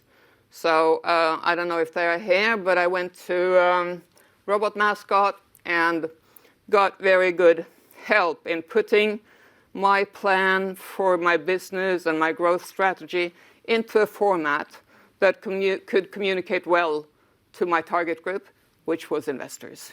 David also helped here because he made the financial projections. And I had a rather strong valuation report, I think. Stronger than I had expected. Still, when I reached out to investors, they weren't very impressed. So I thought, well, you know. But still, you know, it's a good platform for negotiations once you get to the negotiation table. Yeah? And I have to say that my journey to funding was kind of strange because I was approached by scammers twice. And the first time I was almost taken in because they were so good. They had a cloned company. They had cloned another investment company. So they had the right names with slight differences in their email addresses. Now, it became very obvious that, you know, it was a scam because they wanted me to put money into their account before they could give me money. So that's a big, you know, sort of a big telltale. The next one was more severe, really, because they were real. They wanted to invest, but they wanted to take over my company because they saw it as a vehicle for money laundering. Now, my company is global. We have suppliers all over the world. How easy would it be to set up fake little things? Now, they are now with the police, of course. But I had to involve my lawyer. And at the beginning, it looked like a good deal, too. So I involved a good friend of my accountant, who is an investor. And he helped me look through it. And as he helped me look through it, his eyes started to get bigger and bigger. And now it's with him. I mean, he's not the only investor, but he's the one who has the connection to our investor. So it was kind of a strange way to get it. But the thing is that he sat down to look at the business plan properly because he was going to help me against a scammer. And when he read it properly and he spoke to me, he saw the potential and he got excited. It's nothing like it when you're an entrepreneur and you have someone get excited about your stuff. You know, that's a fantastic feeling. But it's dangerous. Like you said, you know, people can be out after other things and it can be flattering and, you know, you're getting warm and you're happy and you go further. You're not as discerning as you should be. Now, to achieve the kind of growth that I had set up in my business plan, I had to change my strategy. I had to go from believing that I could achieve it by organic growth only, and this is through long discussions with the investors, to a combination of organic and inorganic. So that's where we are. I started bootstrapping, building the basis of the company, preparing for a funding round with the help of experts. Funding, now we hire the best we can find in the industry. We're a young company, and although we have all the, as I said, the playing field was leveled by technology, and we have good customer relations too, but as a company, we have no track record. And in this industry, you need faith because our customers are not taking 1 inch, nothing risk. They want to be 100% sure that what you deliver, you can deliver on time and the best quality. And when they don't know you, they are sort of reluctant. But, you know, we hired one in Norway with a good record because this is the thing too, because many of the bigger companies have been consolidating and consolidating and consolidating, merging, in a way, the same path we're entering, but they're further ahead, and they're shedding talent. And that talent we are picking. And we picked one in Norway who brought in, along with a couple of others, so I have to say that it's not just the potential in the business plan that made the investor interested or enthusiastic. It was also that we went from a downward curve to a steep upward curve in revenues. So the 2 first months of this year, we've already made more than all of the year previous. So that feels good. So when we've hired that team, we will prepare for the next round, and then we will acquire. Now, this here might happen more than once before we're ready to go there. And for me, it will be retire or some other venture, but it will for sure be exit. So I think also, like you said, I think that it's really important that when you go with a venture capitalist, that you are selective. Because once they invest in your company, they're part of your team. You can't get rid of them. So you have to make sure it's a match. And I think that was also good for me because I saw that our revenues went up before we had any investor. And I thought, we're good. You know, I can go away if I don't like it. I can say no, thank you. So it's a little bit like dating. Don't be desperate. You know? It helps. Although I know that sometimes you just are desperate. You know, it's do or die. But maybe there can be other solutions because it's very rarely good to accept something out of despair. I have a few. I still have 5 minutes. 3? Okay, I'll talk fast. Advice to myself. First of all, entrepreneurs, educate yourself about every aspect of your business. Not only your product or your service, but the business and the market dynamic and the finance part of it too. Second, build your team and make sure everybody on your team is rowing in the same direction and nobody is drilling a hole in your boat. Be prepared for unpleasant tasks. You might have to fire your best friend.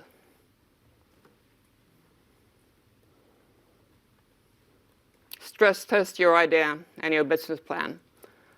Explore potential improvements. Stress test it again until you're satisfied that it will hold water. That anyone who tries to shoot it down won't be able to because you've tried before. It's bulletproof.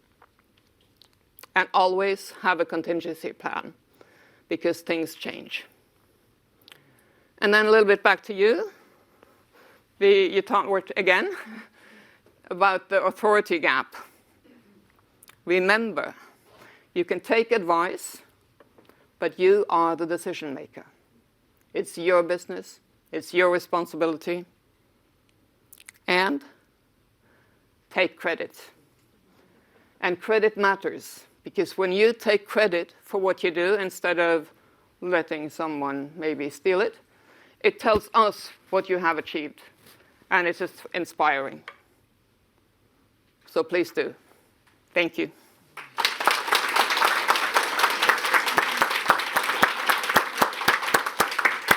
Thank you. Okay, questions right here.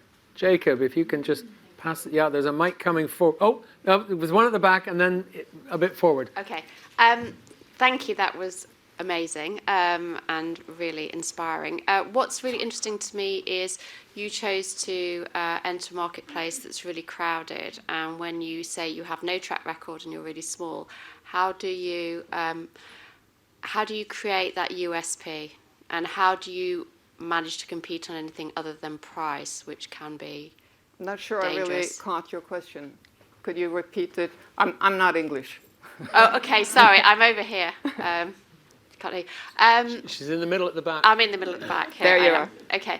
I'm interested in how, as a business entering a very crowded marketplace, as you said, how do you create a USP when you're going to clients, when you have no track record and only thing you can really probably offer is price? How do you create your niche within a crowded market, or how have you done that? So we create our niche by delivering quality, and that's our brand.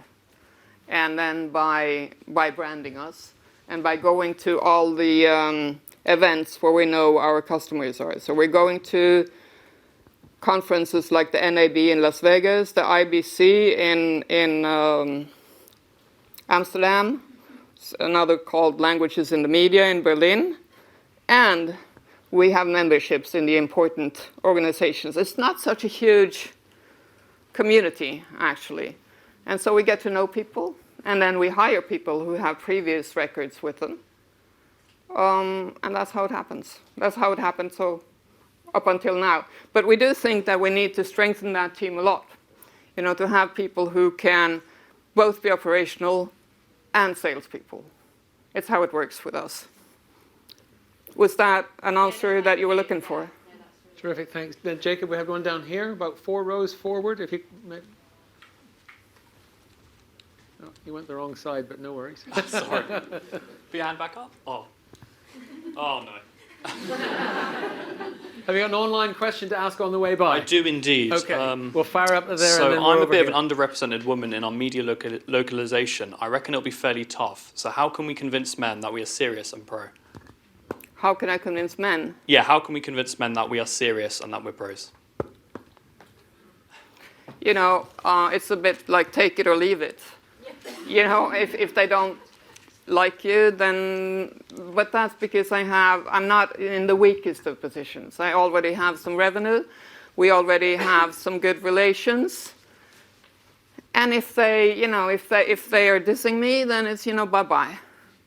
And I'm used to that from, the martial arts and all of that. So it's not new to me. And I'm not that afraid of being unpopular either, or whatever.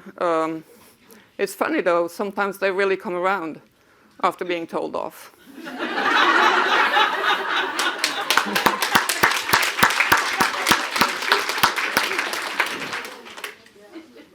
Perfect. Next question here. Hi. I'm just asking, so developing a new business, how do you know what team members you need, and how do you source them, especially when developing a brand new business and you haven't even got your first client? So I started by training my own people. Now, that's not good enough when we come to the next level. Then I need people who know more than me. So then I have to hire. And because I'm not new to the market or the industry, I've known it for a while, and I know people, and so I look for them in my own network, on LinkedIn, and through connections. So, and I will know what functions we will need to fill, because I know the industry. How do you know the team members that you're choosing? What's your criteria so that you can trust them and they know that you'll stay with the development? Yeah. To trust people is something that you grow into. And if they're brand new, they come from nowhere, you maybe don't start putting them in the most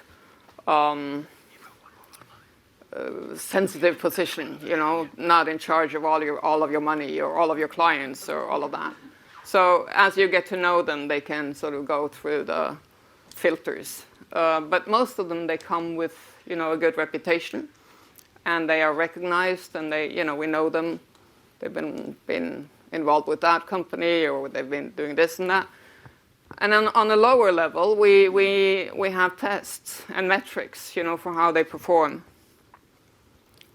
And I'd say, almost everyone are nice and honest people, and they do, contribute well. But that's also because of our company profile, because when we create value for stakeholders, that's what we do. We are thinking of our people as well. We don't want to, just grab it and run. There is a fairness kind of policy in our business profile. And that's, again, if the investors can't handle that, we can do it another way. So just having that, again, back to, if that one isn't good enough for you, you can find another one. And, well, we were lucky. We didn't have to look too long or too far. And it's not easy for everyone. I know it's not an easy thing. I know it's really many hurdles and very different. So I don't want to be, flippant about it. But we had a different position because we're already trading. We had money. We could do it another way, which made my position stronger. Thank you. We got a question here and then one over here. Thank you very much. That was a really great presentation. I just wanted to ask you, if you had the time over, is there anything that you would do slightly differently now or totally differently? Yeah, there I would go more in a straight line instead of... Yeah. Next time. Next time, yeah, well... Excellent. Next time will be something different, so it's probably going to be like that. Jacob, you've got some more online? No. Oh, yep.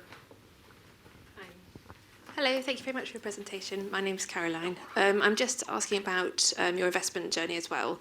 I thought it was a really interesting phrase that you showed your deck to your friend who looked at it, and it was only when he looked at it. I think you need to speak slower to me. Sorry, people always say that to me, actually. When you showed your deck to the person who eventually invested in your business, it wasn't necessarily as a potential investor, it was to help you deal with a difficult situation. That's how it started. Yeah. And I just thought it was interesting that it was only when looking at it in detail that he became excited. Yeah. I think it's interesting that I tend to have a thing of people tend not to look at the deck because of the product or where it's come from or who has presented it. And I just wonder if sometimes the audience that I'm going to is a particular audience. And I just wondered if you were involved in any kind of way of making the audience different, so changing who investors are.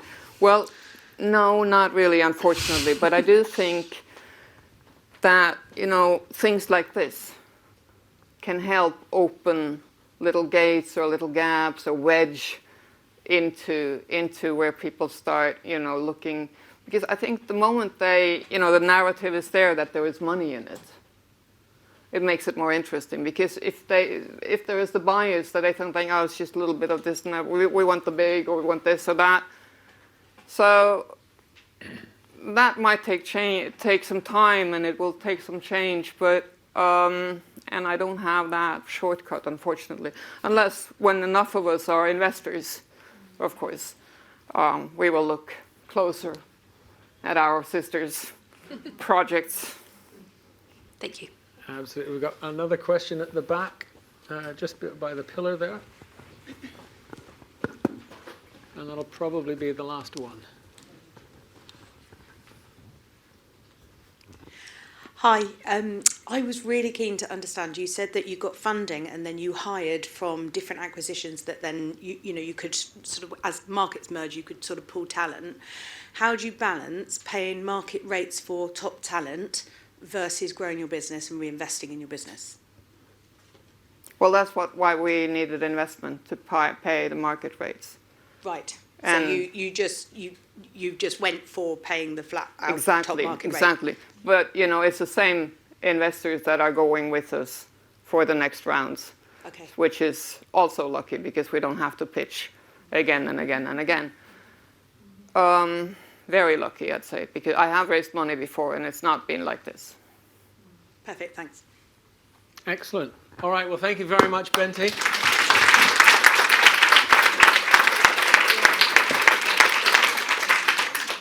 I think you'll like this because not only because I wrote it and it's a great book, but there's a methodology in there called fund, acquire, consolidate, and exit.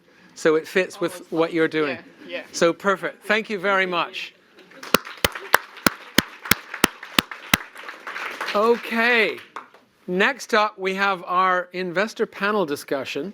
And we have one of our investors here. Another one, I'm not sure where she is, but we'll carry on. And we have two joining us online. One of them is in California, and the other one has unfortunately been unwell. So T, if we can please, there she is. I'm terribly sorry, yeah. So, T, if we can please launch the Zoom screen. There we are. We've got Daina Spedding and Paula Groves online. We have Alex Daly and Sarah Turner, and our moderator for the panel is Shalini Khemka, and I will sit down and let you ladies have the floor. Thank you.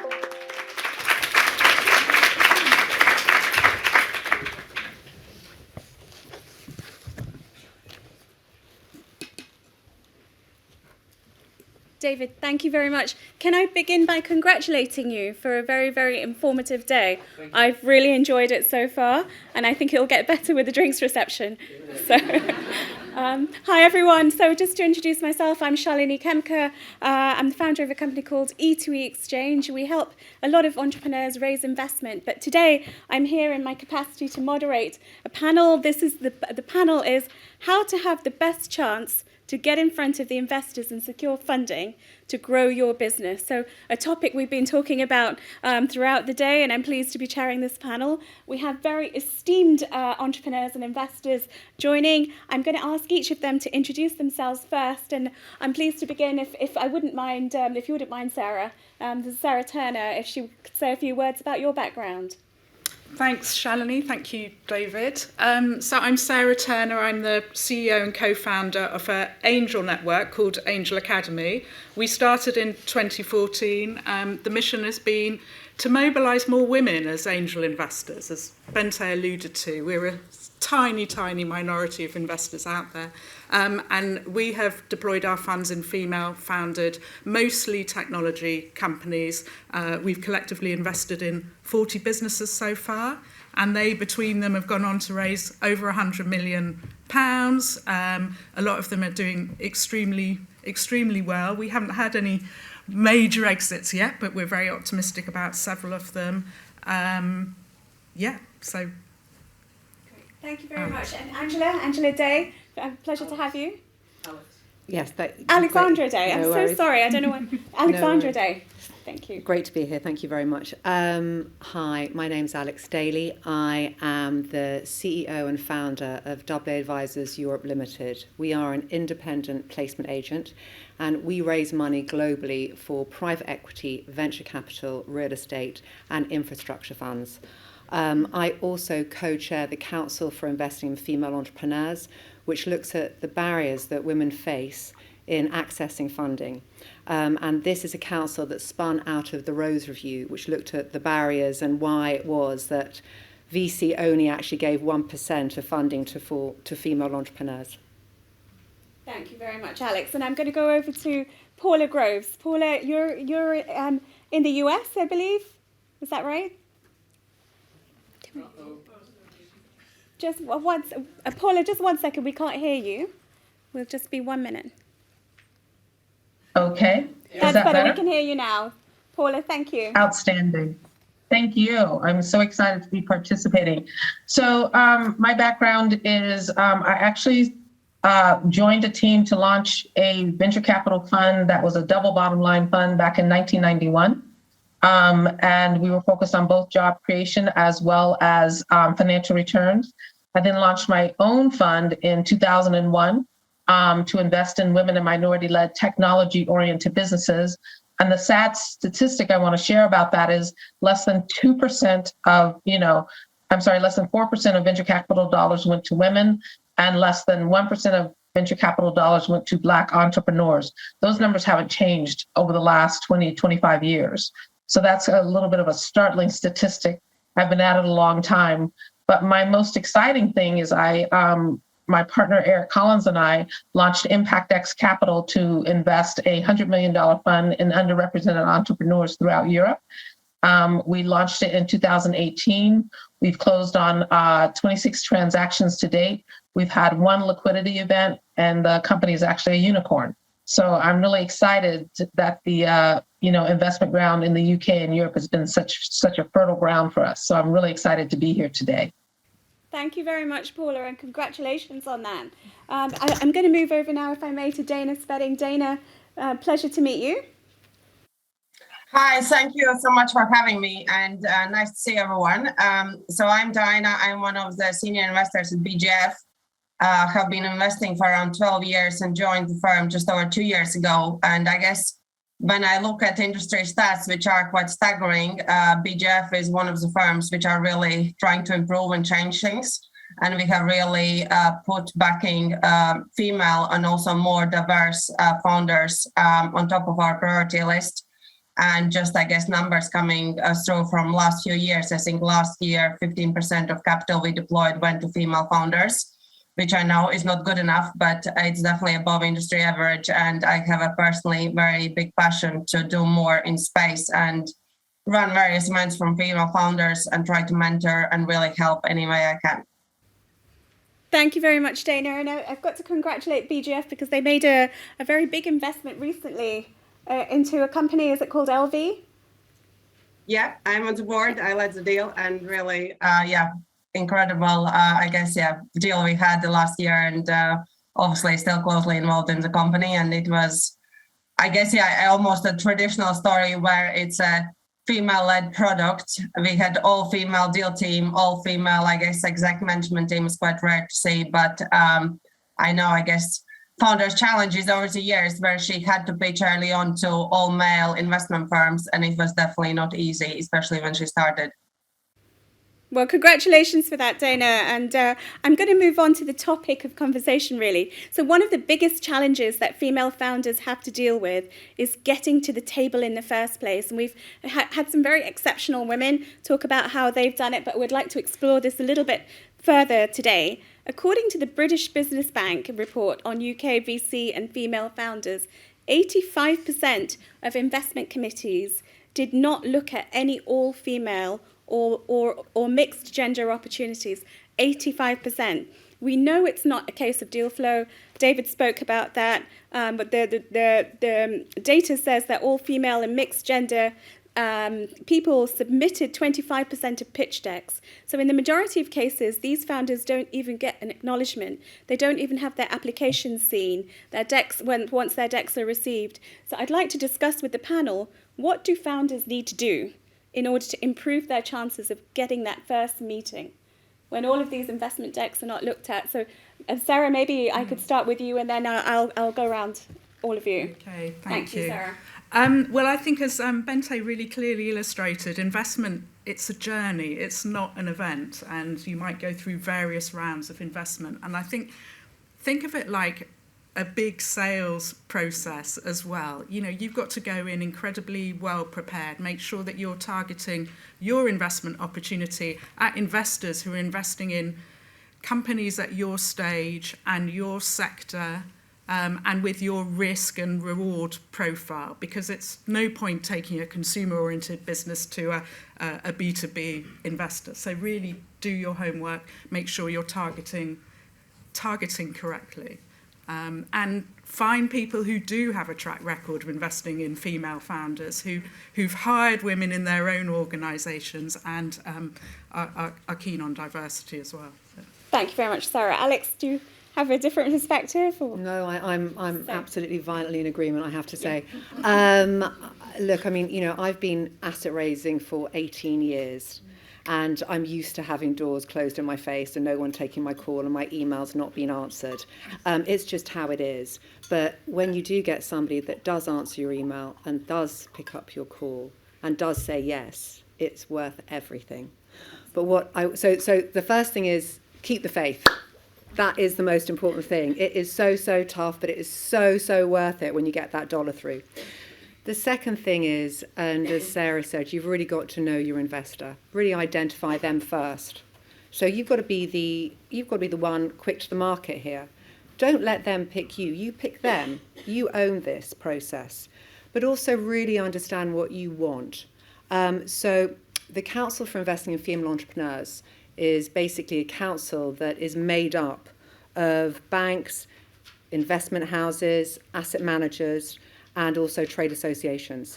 And when we come together, we identified and acknowledged that this issue about funding and people not being able to access funding was a major concern.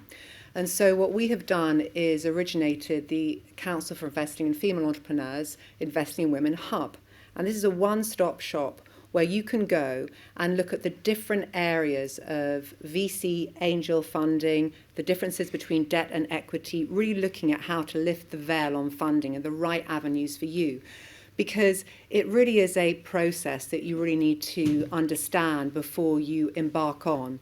And there's not much actually out there that really refines this process. But if you know the right places to go to and you can build up the right network, then that makes the process a lot easier. So I would say, first of all, really own the show, really own where you're going, really love what you're doing. Make sure that you have the secret sauce and make sure that you are the best of what you're doing. But before you embark on all of that, start to make sure you're going after the right investor for you. Thank you very much. Very helpful advice there. I'm going to move on to Paula and then I'll come on to Daina. Great. I mean, the points that the other panelists made have been great. I can just put a different sort of interpretation and spin on them. But, you know, I was writing down a couple of notes as they were speaking. First, do your research. Find out who is investing in the type of opportunity that is consistent with your company. Now, a lot of times entrepreneurs think, I don't want, if they've invested in one of my competitors, I don't want them looking at my space because I don't want them to give away my trade secrets. But I think that you're being, you know, for entrepreneurs who say that to me, I think they're being a little too rigid. Let the investor make that decision for you. But I think that investors are most comfortable investing in spaces that they're familiar with. So if you are doing a cybersecurity company or a cybersecurity infrastructure play, you should do your research and find out what VCs have invested in that space and try to get an introduction. That leads me to my second point. Getting introductions can be very, very tough, right? So you have, you know, a lot of times VCs will only invest in companies that they've been introduced to or they've received a warm referral. So then the question is for you, how do you get that warm referral? Well, you have to read the resumes of all the people that are at the firm, and then you have to use your network to figure out, is there someone you know who maybe knows one of these individuals? Don't solely rely on that first connection that you have to know them. See if somebody in your network knows them. You might be surprised. And if they can help give you a warm introduction, that's, you know, one way of getting in the door. The next thing I want to mention is I personally really like accelerators and boot camps, and there's so many words for them now. And the reason I like them is because they use strategies and methodologies and techniques to train entrepreneurs to do VC speak, if you will, right? And so once you get trained to do VC speak, that can go a long way towards having you get a warm introduction. But most importantly, these accelerators and these incubators and these boot camps, they have relationships with existing VCs in the marketplace. And these accelerators and incubators and boot camp are, in essence, the pipeline to a lot of these established VC firms. So there is no shame in participating in an accelerator or an incubator or a boot camp. In fact, that is one of the best ways to get that warm introduction that's so important, because the VCs knows that you have been screened and that they appreciate the methodologies that the incubator or the accelerator is using and has shared with you. Paula, thank you very much, Paula. And I'd add to your comment there around accelerators. I think it gives you credibility. It gives you a brand that's backing you. So thank you very much for your very helpful advice there. And Daina, over to you. Completely agree what other panelists have said already, and just want to add that there's no shame reaching out to other founders who have been backed by funds which are on your shortlist. Because I think it's almost personal responsibility of founders who have managed to raise funding, especially in your sector. They don't need to be direct competitors to help other founders. And I think most funds would definitely agree to have a call or meeting if it's a warm intro from a founder they have backed. And honestly, even just cold reaching out to founders on LinkedIn and saying, I admire what you have built. I'm trying to build this. Would really kind of keen to compare notes and have a chat and equally reference X fund, which I understand have invested in you, and appreciate everybody's really busy, but don't give up and do your research and try to get that warm intro, which should help. Thank you very much, Daina. So I'm going to move on quickly to the second question. So David, earlier, he referred to the research from Dr. Daina Kantz, and he's recommended we all watch the TEDx. She's from the London Business School. She's been looking over the last 10 years at most of the pitch decks. She found strong evidence of bias, this unconscious bias in the types of questions that were asked of female founders, prevention questions rather than promotion questions, which David mentioned before when he was speaking. And she also found that female investors, unfortunately, showed the same bias as male investors. So what needs to happen? This is a question to the panel. What needs to happen in the investment world to overcome that bias and to create a level playing field in making investments? And maybe this time, Paula, may I begin with yourself, and then I'll move over to Sarah, Alex, and then Daina. You know, I used to be on the board of the Boston Symphony Orchestra out of Boston, Massachusetts, and they have gone to a blind audition process where in order to audition for the orchestra, they close the curtains, they put carpeting on the floor, they do everything they can to hide the person's gender, their race, their identity, whether they are a large person, whether they're a small person, whether they have a broken leg, all that's hidden. And the judges just simply listen to the music. And they make their decisions based on that. So I wish we could get to that sort of a screening process in the VC world. If you could submit your pitch deck and not have the founder race or identity as a part of it. And if the VC could just simply look at the opportunity and make a decision from there, even if it's just the first step in their screening process, I think it would go a long way to opening up the opportunities for women and underrepresented entrepreneurs if they could just get through that first screen based on the merits of the investment and the market opportunity. So at ImpactX, we actually have a client intake form on our website, and most VC firms do. And I highly encourage that process because it allows you to submit all of your information, including your business model and your investment thesis. And it gives us an opportunity to look at all that information prior to actually meeting with you. And I think it broadens our perspective in terms of the types of entrepreneurs that we want to meet with, as opposed to having a judgment if, I don't know, somebody with a broken nose walks through the door. All of a sudden, I have all these unconscious bias about that. What were you doing? Why were you so careless? How are you going to run a company? You got a broken nose, whatever it is, right?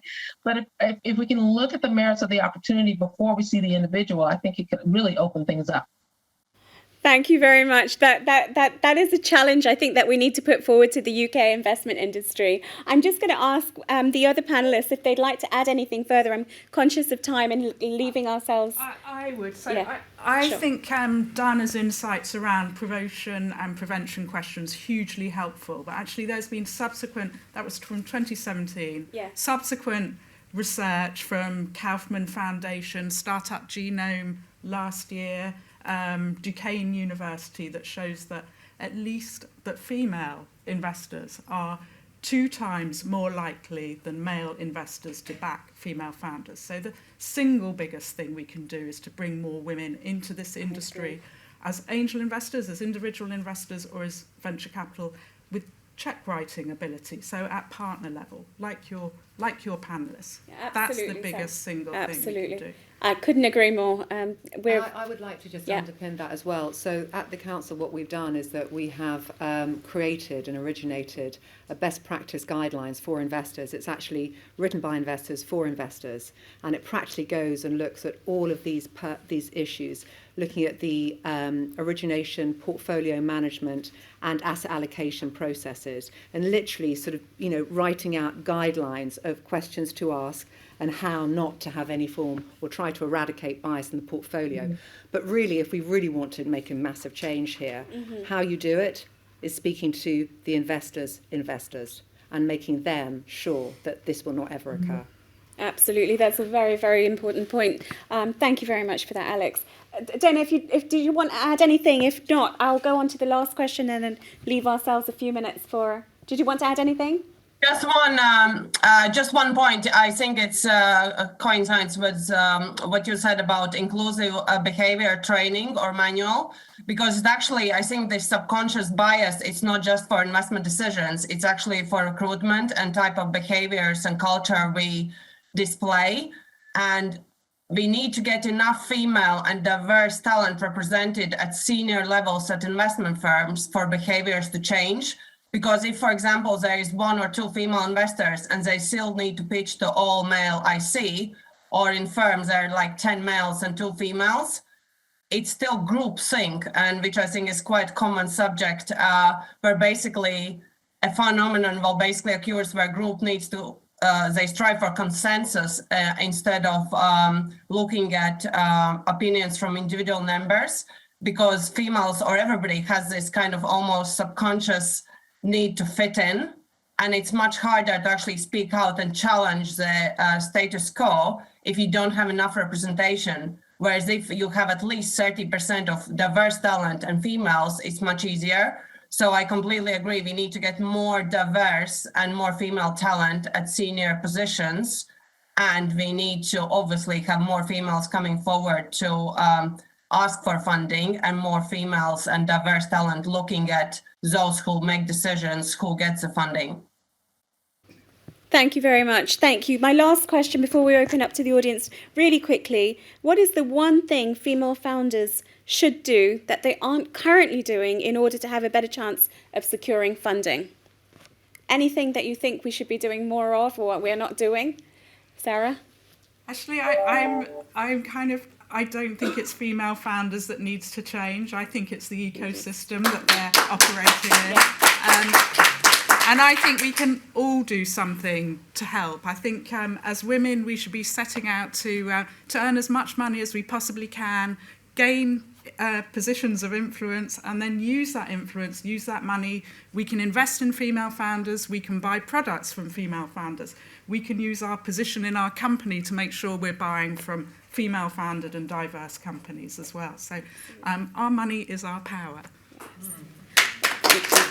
And if each one of us had the aspiration to become an investor ourselves, every single female, this is when the game will start to change a lot. So thank you very much for I think we did it. It's a back of the envelope thing, but if individual women invested at the same rate as male angel investors, we'd have about $500 million more capital to invest, and a lot of that would go to female founders. Thank you very much. Would anybody else like to make a comment on that, and then we can open up? Alex, did you want to say? I mean, I would just say that I totally agree with Sarah. The environment has to change, and we've talked about this all the time. So it really is speaking to the converted. I would also say that, and something that we're trying to look at as well. There needs to be more support for women who have families. I think it's really, really difficult, and COVID showed us this. Yes. COVID was very, very bad for female entrepreneurs, particularly females that were running a business and also had to look after their families. I think we really need to look at that, and funding needs to go towards women that are multitasking both personally and professionally.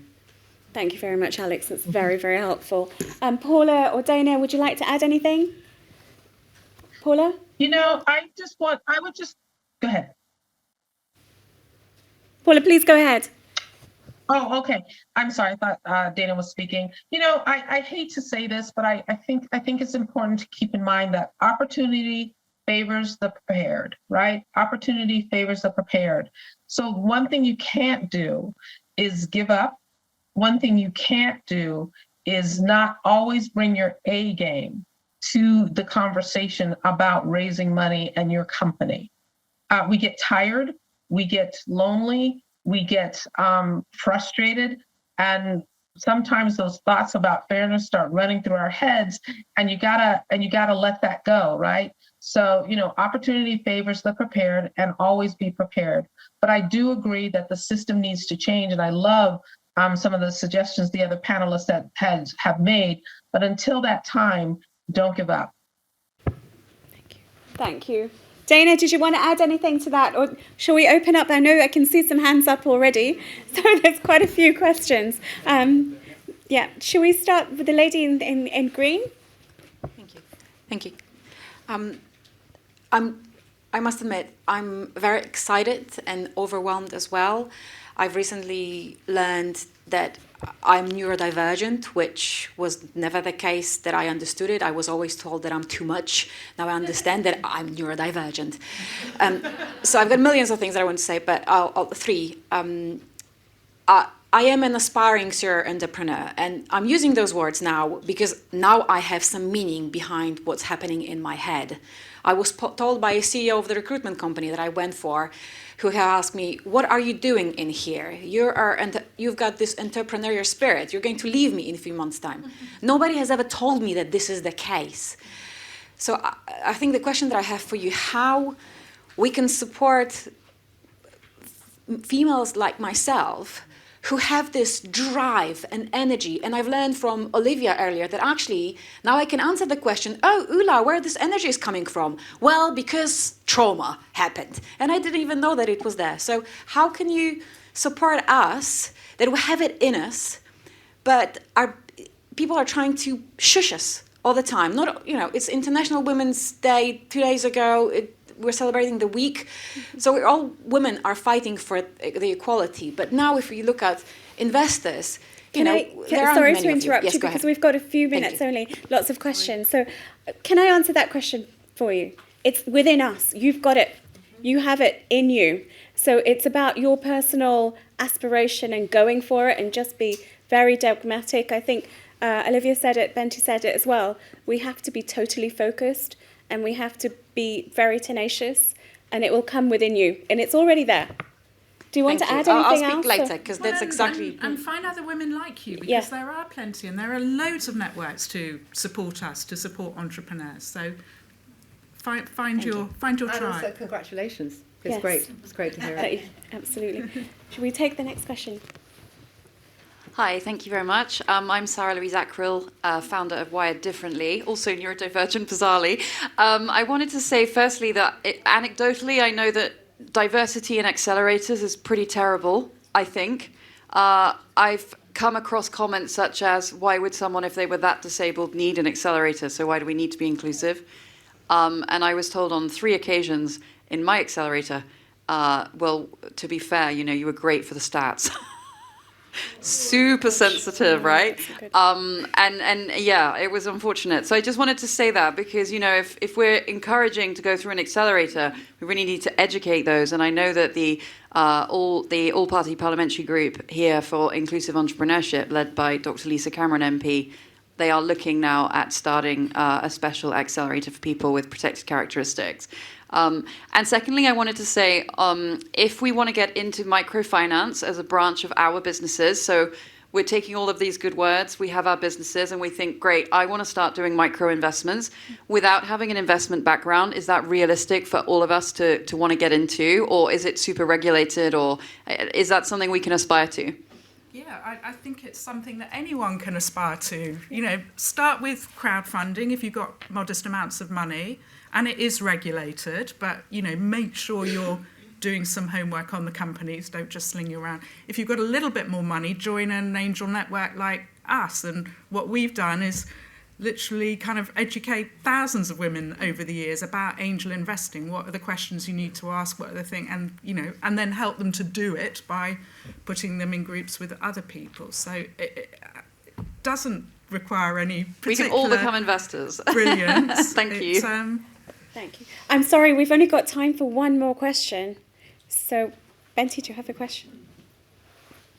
Yeah, a question because I think that all of us entrepreneurs are also investors. We invest in our own company, and I think it's just a natural extension to start investing in your angel network, for example, and then on from there on. So it's not so much a question as I hope you can, just share all the information about your angel network so we can just, jump in.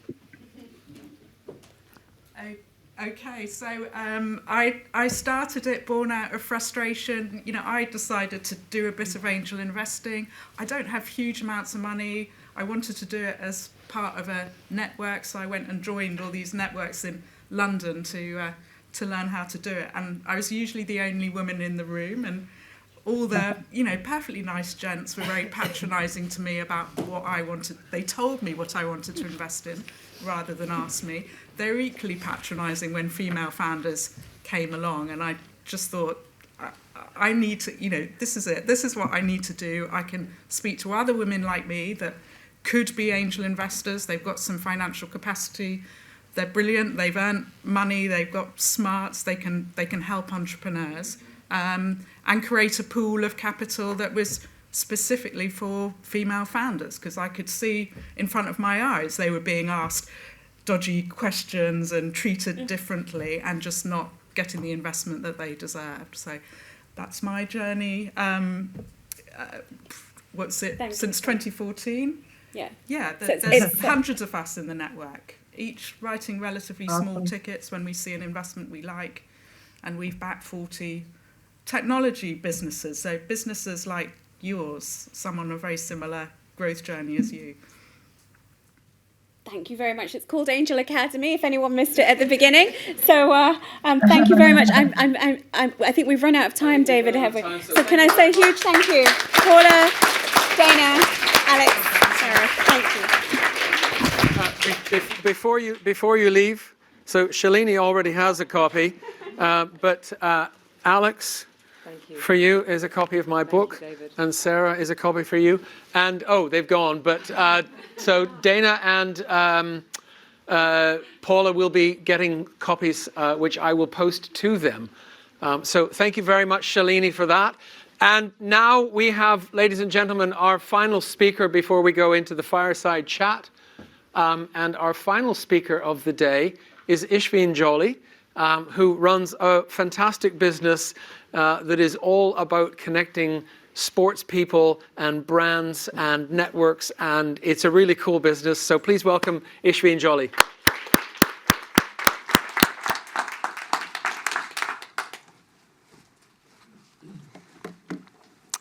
Hello, everyone.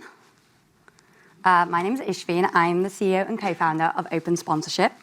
I have to admit, I love the statement, chance prefers the prepared mind. I came in and thought I was doing a bit of a fireside with David, and I'm talking at you for 20 minutes, so bear with me if I look at notes. So we are the largest marketplace connecting brands to professional athletes. I absolutely love that. Jane earlier talked about how she had David Beckham, and it really helps her business, being able to talk about him and what she does. And I'm sure all of you in the audience who has a company is like, gosh, we would love to work with David Beckham or anyone who is an athlete for our business to say how great it is. And that's what we're doing. So I used to be a sports agent and thought, why is it so inaccessible to get these deals done? Why is there not an Airbnb for our industry? That's what we started. Today, we have over 12,000 athletes. We've done deals for as big as Venus Williams, Premier League footballers like Jack Harrison, Olympians, blah, blah, blah. We're mostly based in America, and so we work with the likes of Walmart, Foot Locker, Levi's, kind of you name it. So I'm going to spend the time today talking about two traits that make me successful, and I say successful because I think everyone always feels like there's more to go and imposter syndrome, blah, blah. And then two traits that have helped us to raise money. So we've raised over $5 million today from investors as big as David Blitzer, who owns Crystal Palace, superstar athletes, VCs, etc. So my first trait. A lot of people will always ask me, how did you have the courage to do X? How did you become a sports agent? How did you get into Oxford? How did you move to America? How did you do X?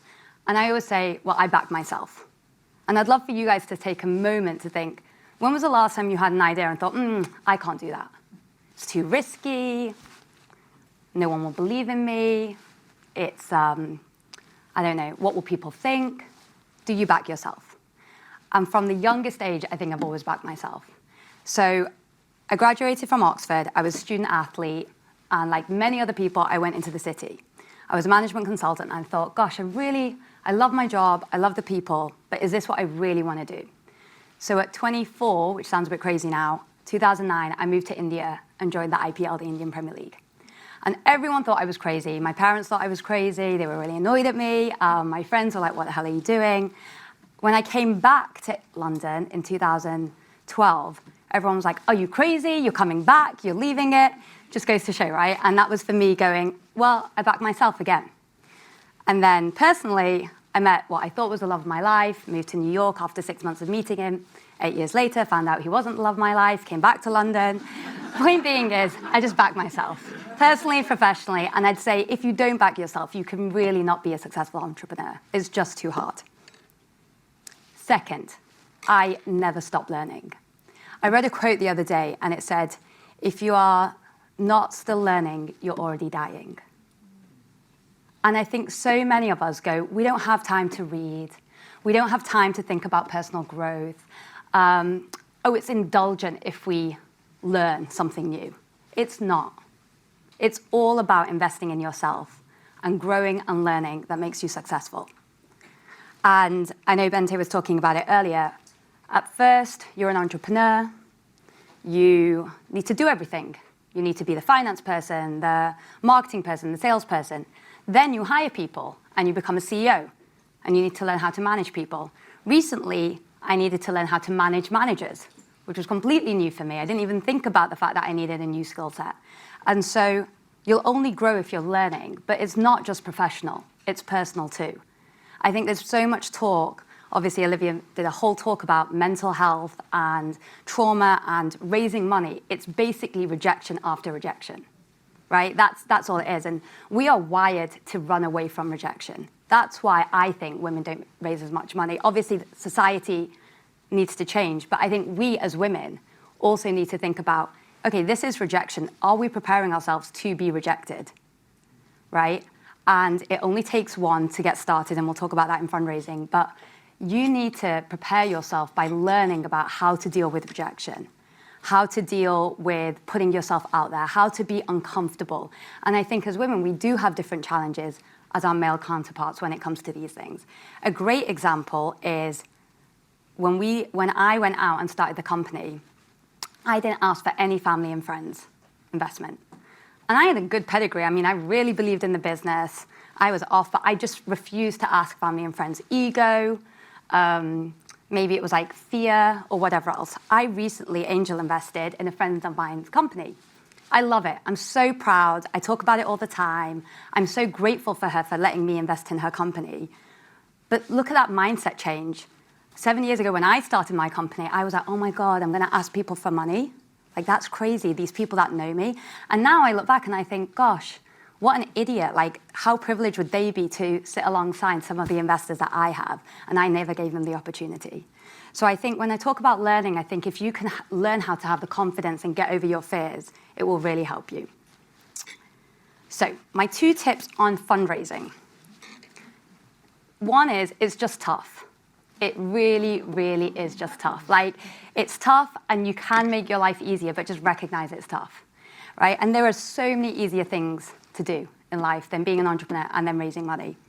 I was at the Super Bowl recently, one of the perks of my job. I get to go to cool sports events. And I was at the Super Bowl and I was sitting in the audience, and I was on stage and I'm looking at people with fancy titles. You know, VP at Google, CMO of this company. And I'm thinking, gosh, would it be just easier if I had one of those fancy titles at a corporate job? Like, what am I doing? And then I really started making a list of why am I doing this? Like, blah, blah, blah. A friend of mine who is more like a solo entrepreneur was like, well, we've bought the ability to play tennis at 2 p.m. in the afternoon. I was like, I haven't bought the ability to play tennis at 2 p.m., dude. That's not my life. And so what I'd say is it's tough, and there are so many easier things to do. So make sure that you believe in your mission, one, and then do things that make fundraising easier. So you've heard a lot of it today, but I'll tell you again, accelerators. In 2016, I moved to San Francisco for 6 months and joined an accelerator called 500 Startups. One of the best decisions I've ever made. Did they take a chunk of equity that I'd like back? Yes. But is it worth it? Absolutely. Especially first-time founders. Join an accelerator. 2, do friends and family. Go to people who have the money to lose. And you're all sitting, we're in the London Stock Exchange, you know people who have money to lose, right? So them giving you 10K and being able to sit there at a dinner party talking about their investment, that's cool. That's worth it for them, right? 5K, 10K, whatever. The point being is, go to friends and family. Those are the people who are going to keep introducing you later and later and later on in life when you need bigger checks. 3, don't go strategic too quick. And people get surprised about this, but I'll give you an example. I was at a dinner party once, and back in my youthful days, I used to frequent a lot of nightclubs. And someone was saying, oh, this was a few years ago, and they were like, oh, there's this app that helps you book tables in nightclubs.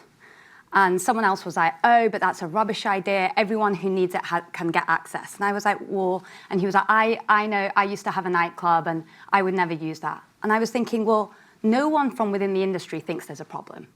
If they thought there was a problem, they would have either solved it or they're basically saying they're too stupid to solve it themselves, right? So when we first went out, I remember I was introduced to this quarterback called Joe Montana.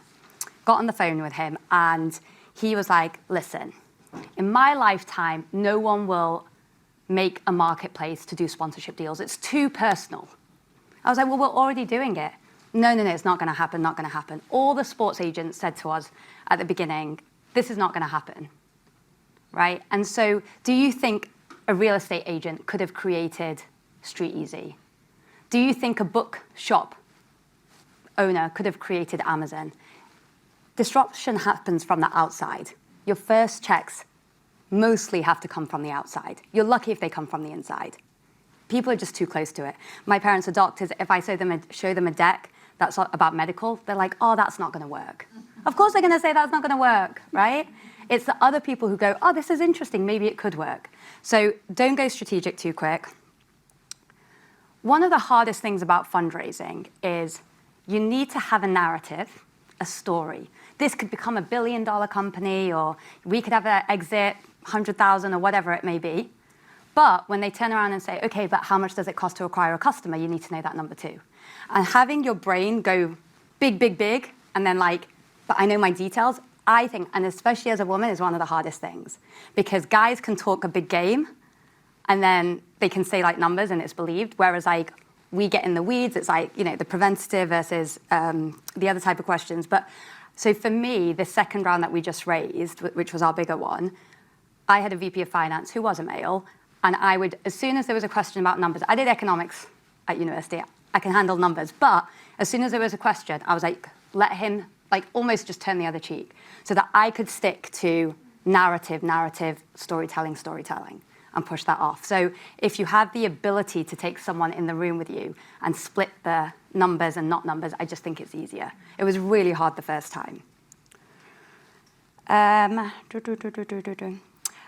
Someone said it earlier. I think there was a question about it where you ask for advice and then you got your first investment. There is a phrase, ask for advice and you get money, ask for money, you get advice. Now, I don't know if it's true that ask for advice, you get money, but there you are. So, but I would say there is something in that, which is sometimes, especially if you've got time, the people you ask for advice can ultimately become your investors or the people who introduce you. So go out there and seek advice a lot, right? And that is, cold emailing investors does not work, but cold emailing people to ask for advice, if you have a good email, does work. And that can build the relationship. All right, last point. Think about the funding type you want, why, and what you're going to do with it. VC is not for everyone. We just raised our round, and even coming here, I'm like, oh, but we only raised 5 million, someone else has raised 50, right? And you've never achieved, you've never stopped, and then you've got investors. I basically work for my investors. I own 1% of my company, not obviously 100 at all. And it's one of those things where it's just not for everyone. I think the funding market today, I mean, there's obviously ways to go, is better than it's ever been. There's government loans, there's Kickstarter campaigns, there's a lot of angel groups who are looking for like a 2-3 return X. There are, what else is, I mean, obviously like, you know more than me about everything of this, but the point being is there's a lot of funding types out there, and VC is very particular. And it's a good 6 to 9 month process to raise. Even if you're raising $1 million, it's going to be a 6 to 9 month process. Do you have that time to take out of running the business and put into just fundraising? And do you need it? And then the other thing is, things that you should think about. If you are going to use it, is it because you need to be able to hire engineers? If you're going to hire engineers, get it. Like, you need to be able to like, we've just put out an offer to someone right now, and we're competing with Google to try and get this person. That's pretty scary. If I didn't have VC funding, I'm not competing with Google. And even still, I don't want to be competing with Google. But the point being is that think about what you're building, and do you need VC funding? Because I think it is much easier to build a nice lifestyle business that can still exit without VC. I'll stop there. I don't even know how long I took, sorry. I thought, well, okay, yeah, awesome. Wonderful, thank you. Right, questions down the front here to start. Anyone else to the next one? Over there, okay, perfect. Right here. Fantastic presentation. Thank you so much energy. Wow. Great. Question I do have is about valuation. And you talk about stake in your business now being taken by somebody else, and now you effectively will be co-running the business in a way. So any tips on the actual valuation and how to hold your cool, basically? Thanks.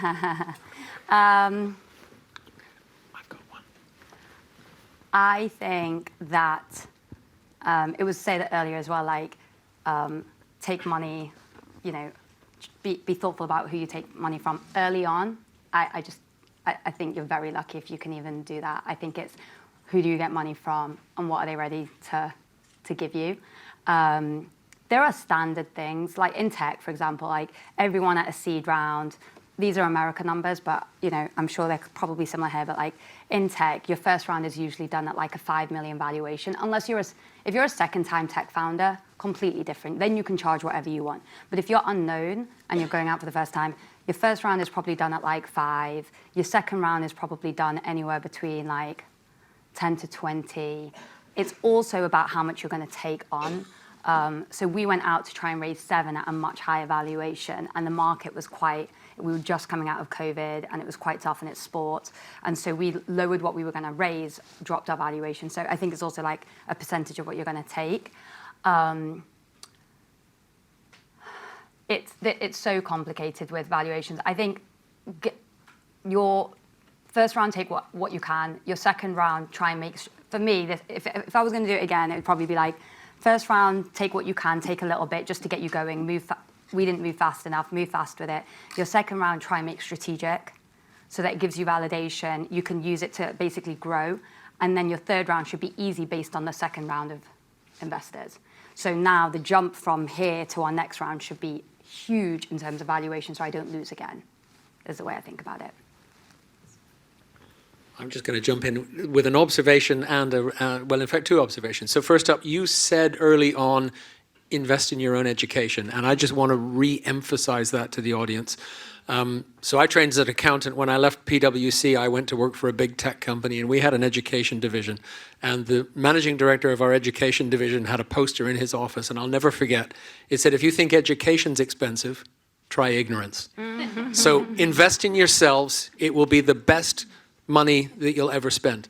So just 100% supporting of that. The other is an observation. Valuations in the US are higher than they are here. I'm sorry, it sucks, but that's life. And so, yeah, early round valuations, if you can get a 5 million valuation, you've done very well. Okay. But anyway, yeah, and linked to that, once you have raised some money, one of the first people you should bring in, and you've already touched on this, is a qualified finance person. And I'm not saying that because I'm an accountant. I'm saying that because that's someone who can come in and just be all over your numbers for you, because as soon as you have investors, you have got to be all over your numbers. And if you're not a numbers person, get one in, hire them. Thank you. Ayuna over there.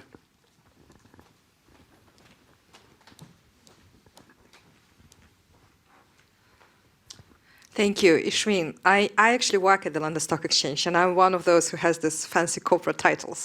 But I have to admit, I want to be you. I have to admit, I wrote down everything you said. I was literally standing here typing down everything. You were so on point, so smart, so insightful. So thank you so much for this. My question for you is, do you feel after sort of 2-3 rounds of financing, do you feel that you've given up a little bit more of your control that you wish to be? And do you feel like you are able now to make those strategic, as a founder, to make those strategic decisions? And the reason I'm asking is not to be, it's for us, for the London Stock Exchange, we are actually trying to navigate the private markets as well. So for us, this feedback from you would be really helpful. Yeah. So I've not given up so much control that I'm like a majority shareholder, obviously, so still in the company. It's just, I'll give you an example. Our first round was convertible notes, which is very common. You come out of an accelerator.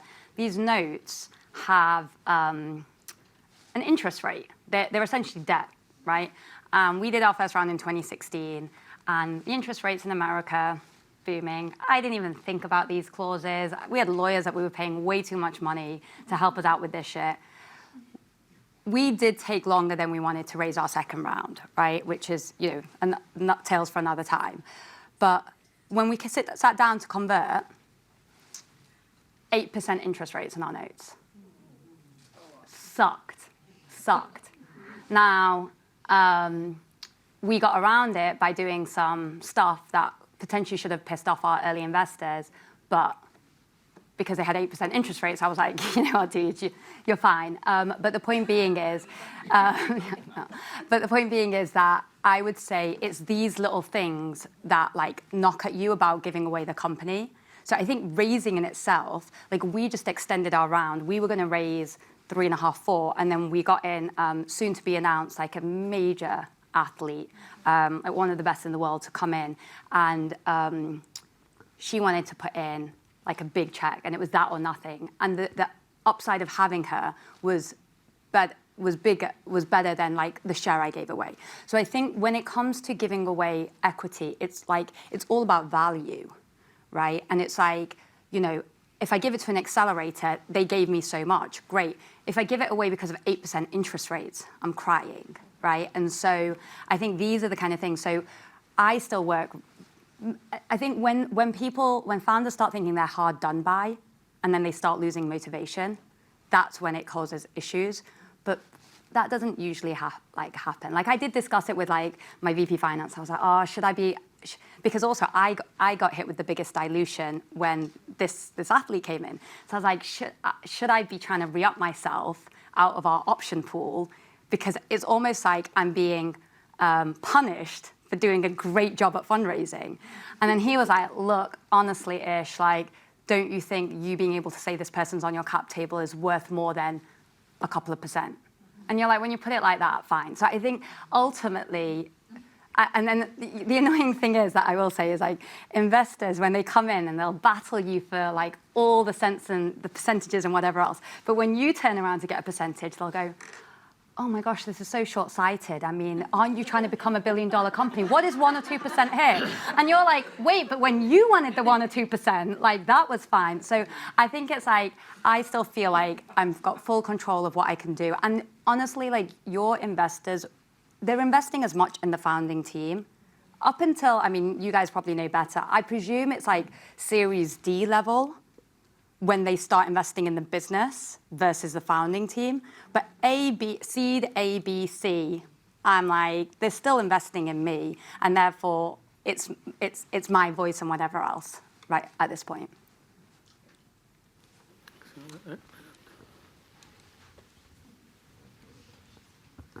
Hi, cheeky question. I heard you say co-founder. Mm-hmm.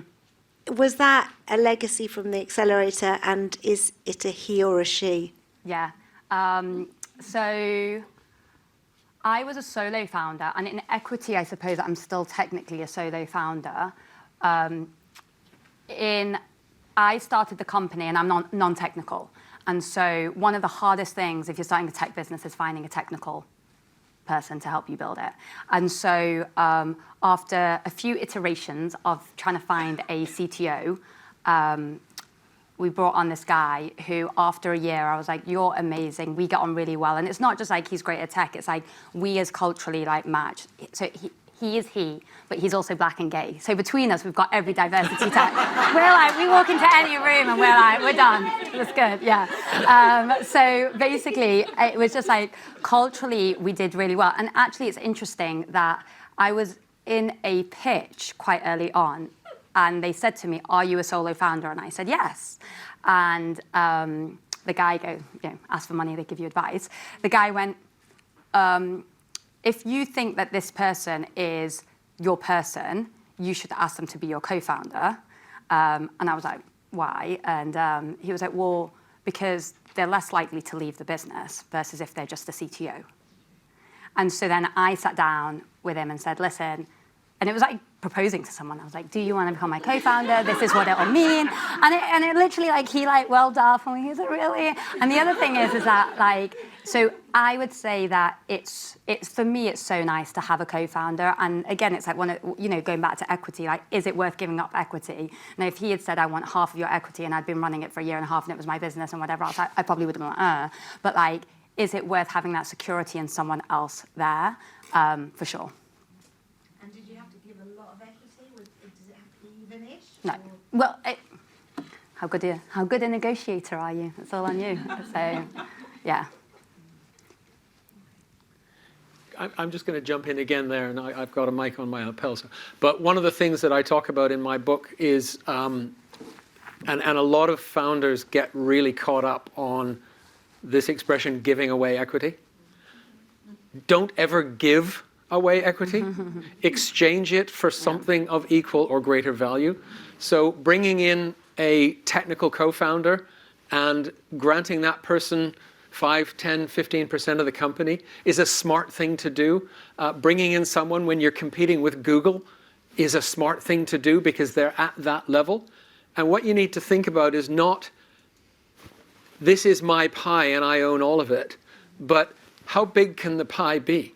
And if you only own half of it, but the pie is 10 times the size, you're sitting on 5 times the value versus what you've got when you have just this yourself.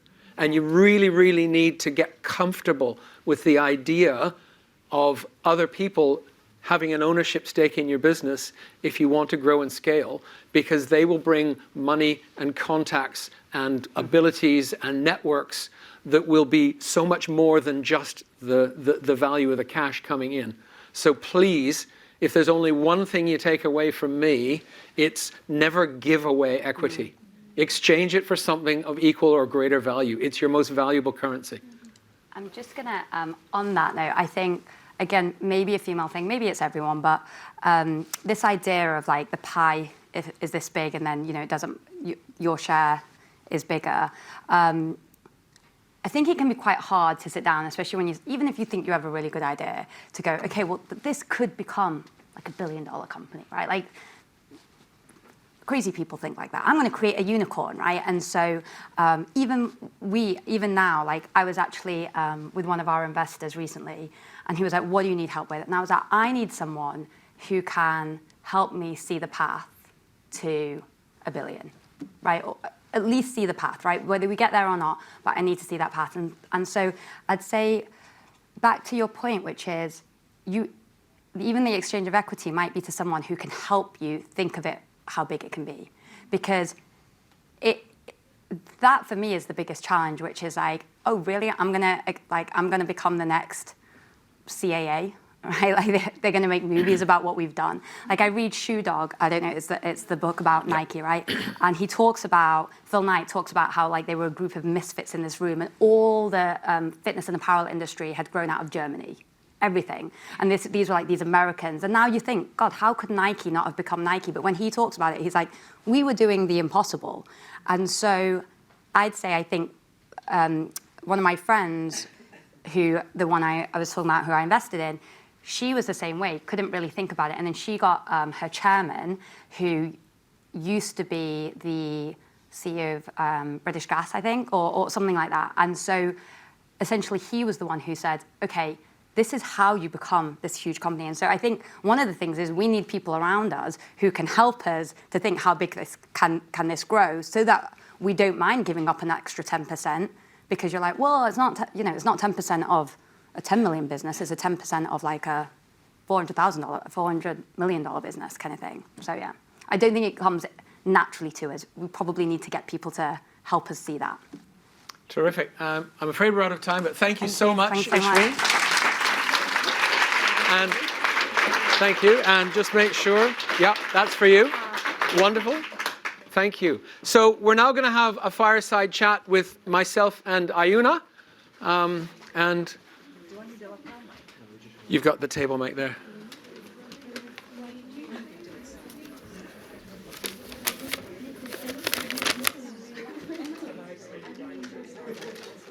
Hi everyone. It's the last session before the great drink reception. So David and I are going to keep you entertained. It's not going to be as intense as it has been throughout the day, but at the same time, I hope that we will be able to provide some additional insights. So my name is Ayuna Nichaeva. I'm head of Europe Primary Markets of the London Stock Exchange Group. I'm also co-chair of our Women Inspired Network in the UK, and I've been with LSEG for over 12 years now, and it's one of those events and one of those, big projects. I think it's more than an event, right? Where it's so amazing and inspirational to see a huge diversity of talent, female talent in the room, but also the male allies and also investors. So with that, we will have a fireside chat. So a couple of questions from David to me, but actually a couple of questions from me to David. So I'll kick off. So in your opinion, what were the main takeaways from today for you? From today, there's been so much, and it's it'll take me time to process all of it. But I think the key things for me, I loved Jane's stories and passion and belief, and the fact that she just stayed focused on that. And when that investor came along and said, "Oh, let's turn this into a data thing, and we'll sell the data to big pharma," and that was just so absolutely not aligned with Jane's values, and she just said no and gone. And thinking about what Ishveen and others have said, if that was the first time someone was coming offering you money and here's the check, but it doesn't align with your values, you've got to stick hard with your values and say no. And one of the women that I interviewed in my second book, which will be coming out later this year, she turned down funding 3 separate times before she found the right funder, and she just bootstrapped it and figured out and did deals and all of that. So make sure that your investor is aligned. I think that's critical. What Olivia was talking about in terms of keeping that mental strength and also having the ability to recognize you're going through something that's really challenging. It's really hard work. It's mentally challenging. It's physically challenging. It's emotionally brutal. And you're doing that on top of your job as running a business.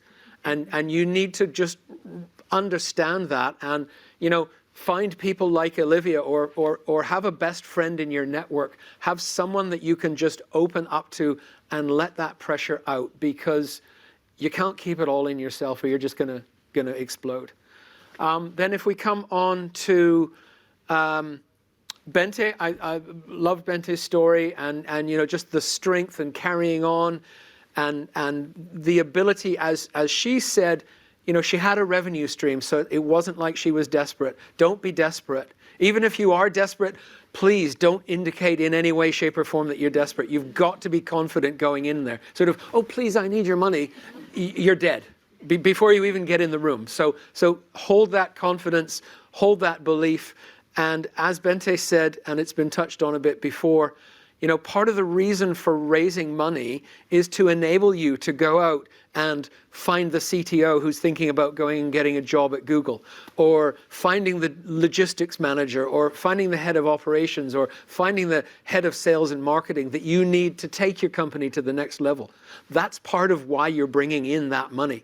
And that's one of the biggest thought shifts that you need to address when you go from being a bootstrap business or a friends and family business to being an invested in business, because the cash is there to enable you to build and scale your company. And I've seen so many companies grow up and they get to kind of a point where they're bootstrapped, and it's usually around the £1 million sales in mark. It might be 800 grand, it might be 1.5, depending on the industry, but it's around $1 million.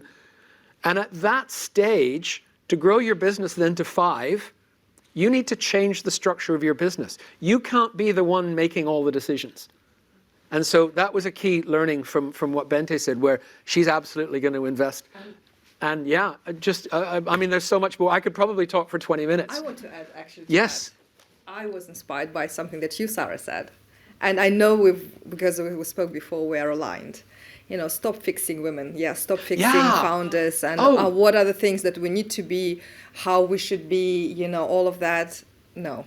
Yeah, there are certain steps. And Ishveen, you know, has been, you know, so amazing explaining some of the tips and do's and don'ts in terms of the actual fundraising, but it's not about us, and it's not about how we present ourselves, it's not about our behavior. So that's, for me, is really important. It is, and there was a great article that came out, I can't remember where, I've got loads of articles. It came out about 2 weeks ago, and the title was, "Women Don't Need More Mentoring. They need money." No, exactly. Yes. We don't need more empowerment. Yeah, we no, need exactly. cold hard cash. Exactly. Yeah. Just give me the goddamn money. Yes, exactly. Yeah. And do you want me to ask me a question, or shall I? Sure. Okay. So you're the co-chair of the Women Inspired Network. How can our audience tap into what you're doing with WIN? Thank you, David. The main thing, and I think it's a continuation of what we already started to talk about, is not about it's not about fixing women. And you know, I've been in my career to so many workshops on how to become more confident and all of that, which is hugely annoying. I mean, it is helpful to a degree, but what I find really important is to actually do focus on policy. And it's at corporate level, but actually everywhere. Focus on policy. So, how you're hiring. You know, again, one of the things that that really annoyed me when I was at the Institute of Independent Directors, you know, at Pall Mall, and you know, there were like all grey-haired chairmen sat there, and they were talking about how they would hire for boards. It was 7-8 years ago. The best candidate. So they don't care what gender it is, but they will hire the best candidate in their opinion. And obviously, you remember what the boards look like. So really having this very strong policies around hiring, promoting career development. So we're focusing on that, and we're working very closely with our talent development team and career development team on that. Providing not just mentoring, but peer-to-peer. It's not even mentoring, but it's peer-to-peer group. Discussions, you know, where we talk about, you know, situations and we coach each other. And of course, coaching and sponsorship. So sponsorship is super important. So in male-dominated industries, sponsorship happens automatically because, you know, younger, you know, when there is a male figure at the top, you know, they tap, you know, talent, and they say, I'll take this guy with me, you know, into my next company, or, you know, I'll give this. And that doesn't happen as naturally for women. A, because there aren't enough senior female figures, and B, it's just naturally, you know, it's not there yet. So sponsorship is important. And third, of course, we focus on the funding piece. So in my actually day job, I deal with IPOs and listings and, you know, fundraising through the public markets. But then that actually translates really well because, you know, myself and my team are very, you know, really understand the whole funding continuum. So we also now, as I mentioned, focusing a lot on the private markets. And Juilia Hoggett is the biggest champion. So she's always about the cold hard cash. So how can the people in this audience tap in to WIN? So events like this, definitely. So also get in touch on LinkedIn, and you know, you're welcome to join our community. The WIN itself is for employees only, but the broader network and networking opportunities and conversations, they happen sort of across the whole industry. Great. Okay. Thank you. And then just continuing on the theme about directors, and I've been a member of the IOD for 20 years, and it's incredible how it's still a bunch of old men. It's getting a little better, but I would say it's probably now 15 to 20% that isn't old men. 20 years ago, it was 2 or 3%. So it's moving in the right direction. But I know, and I remember when the stock exchange came out with its very clear policy on let's get at least one woman onto the board of every FTSE 350 company in the UK. So that's the FTSE 100, the biggest, and then the FTSE 250, the next 250 biggest. And that happened for the first time, I think, in about 2018. And then one woman left a board, and then it wasn't there. And then it happened for the second time, and is still the case now, that every single member of the FTSE 350 has at least one woman on the board. And as Julia was saying earlier, it's improving, but it's still slow. But so now that you've achieved that goal of one woman on the board of every FTSE 350, what's next for the stock exchange? So it's not good enough yet. So we are continuing this work. So Julia mentioned, of course, the statistics. It's nearly 40% now within the FTSE 100, FTSE 250, but work is not done. But there is one point I wanted to make. We're doing relatively well in terms of independent, non-executive board membership and participation by senior female leaders. But are we doing as well in the executive boards? What is the number of CEOs in the FTSE 100, female CEOs? And, is it 7? Yeah, I think it's 7 or 8. Yeah. So, but it's not a lot. And that is, I think, where female founders come in, because you are all the pipeline for the next female, CEOs. You may choose to stay private, or you may choose to exit through the public markets, or you may choose to stay on and get your company listed and then stay on as CEO. All of those things. But it's very important for the industry to stay laser focused on the executive roles for women. I think where the balance sheet responsibility, strategic decisions, and all of that, all of the decisions, the major decisions about companies are made. Absolutely. I've asked you my 2 questions. You've got okay. So now to the main one. I remember it. I don't need to read it. So your next book that you teased in the morning, Funded Female Founders.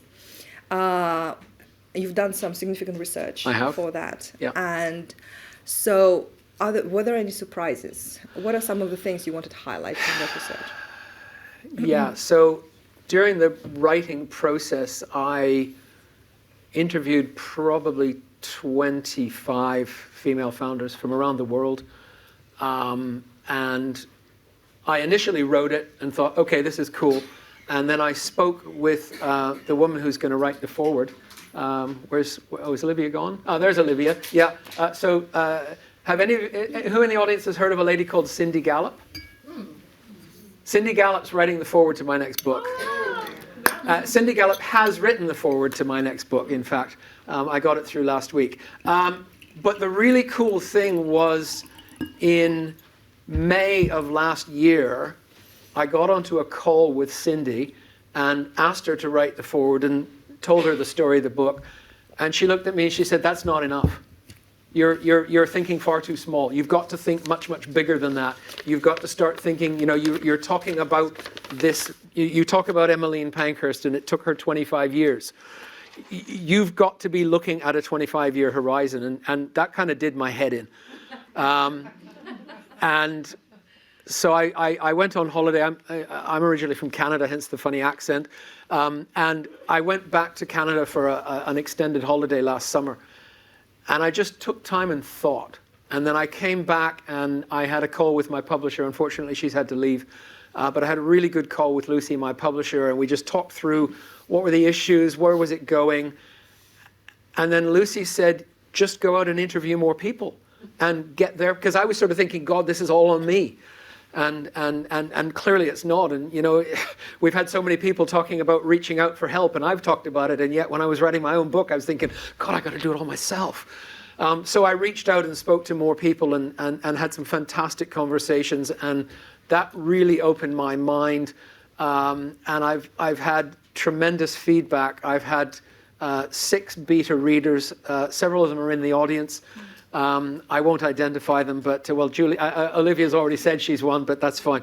And they've really helped me to shape the way the book is. The feedback that I got from them led to some quite significant structural changes, because as much as I'm coming from this as a champion of female founders, I'm still a guy, and my brain is wired differently. I'm so much more open-minded than so many other men, I'd like to think, but I was still looking at it through the wrong lens. And so the fact that I had 6 women as the beta readers for my book was immensely powerful, because they helped me to refocus my lens, and they helped me to make it a much, not to lose any of the ambition of the book, but to make it a much more all-encompassing story. And I'm super excited about it. My publisher's super excited about it.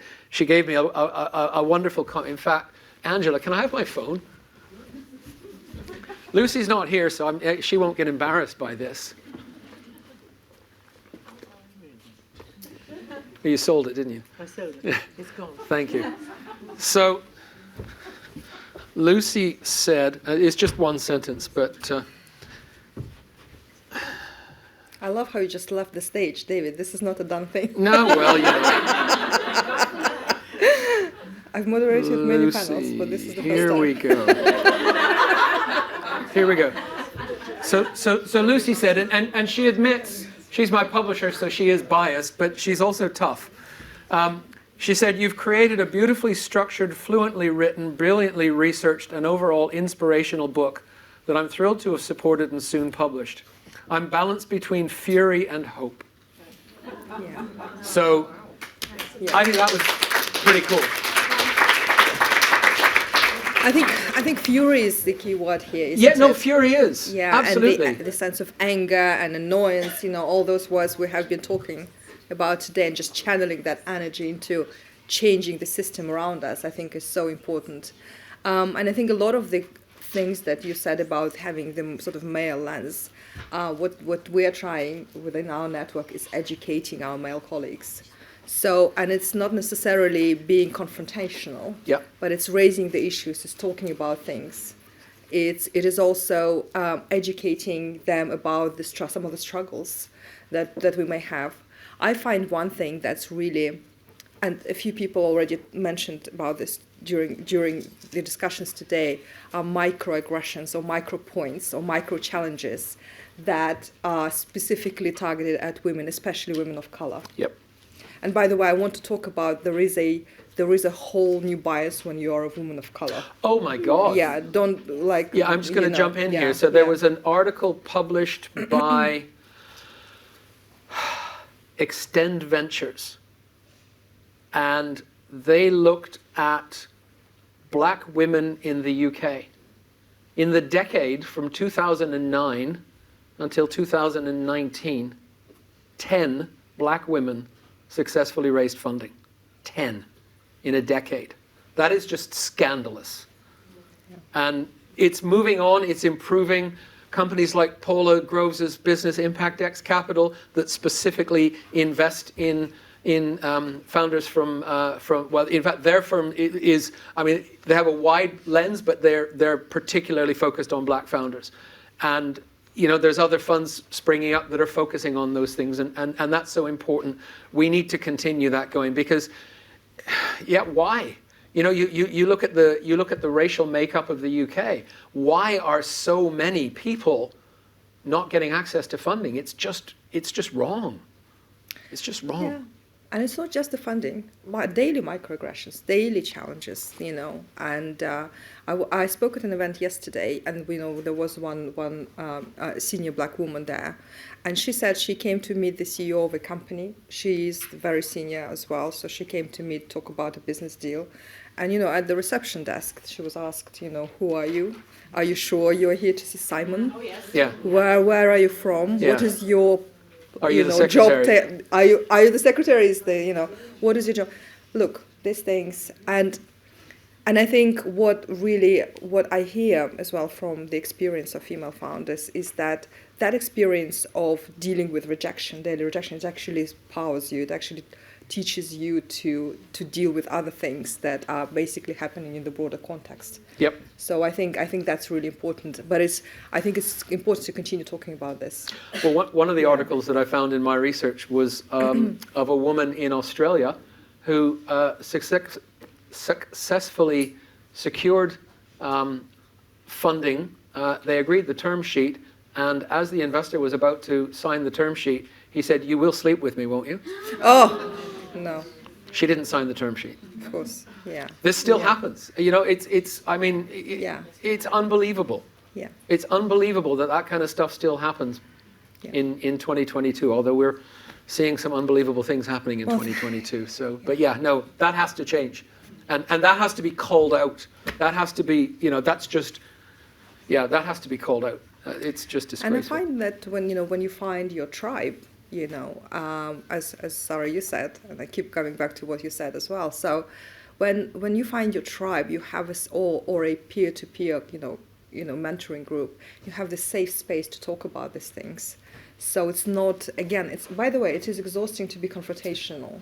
Yeah. And it's exhausting to call things out for a woman, trust me.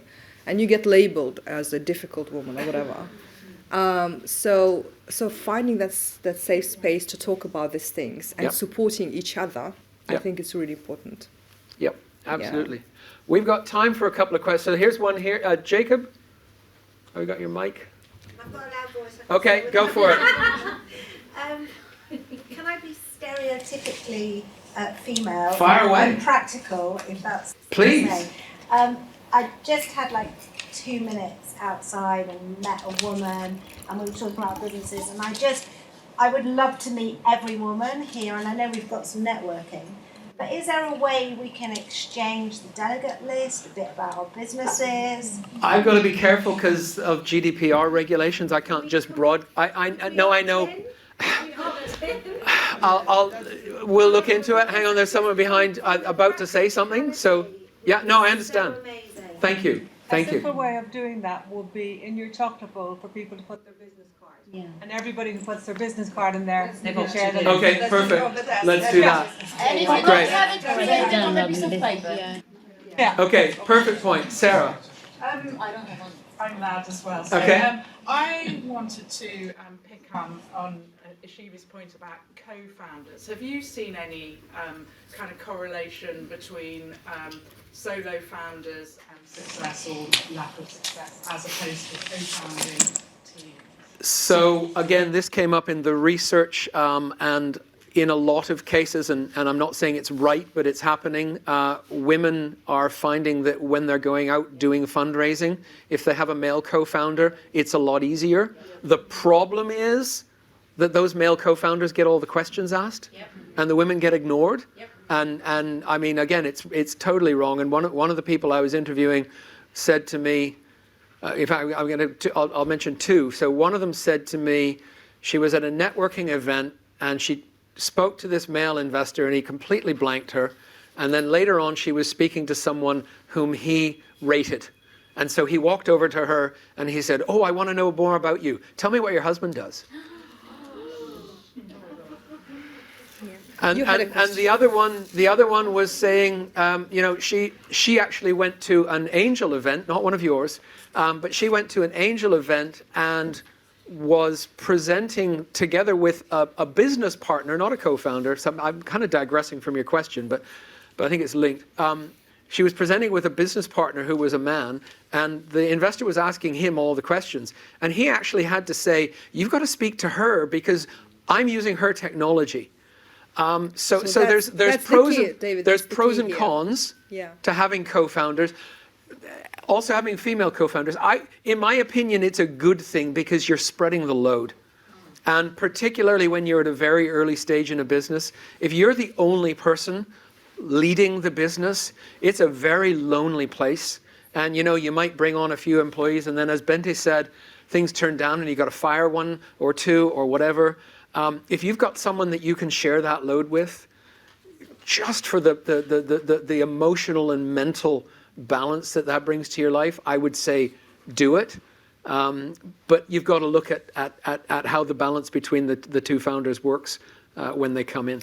But the key thing that you said, that the male co-founder said, actually, why don't you ask her? I think that's very important. Oh, that's the behavior that needs to be exactly. learned. Exactly. I think you had the next question. We've got time for one more.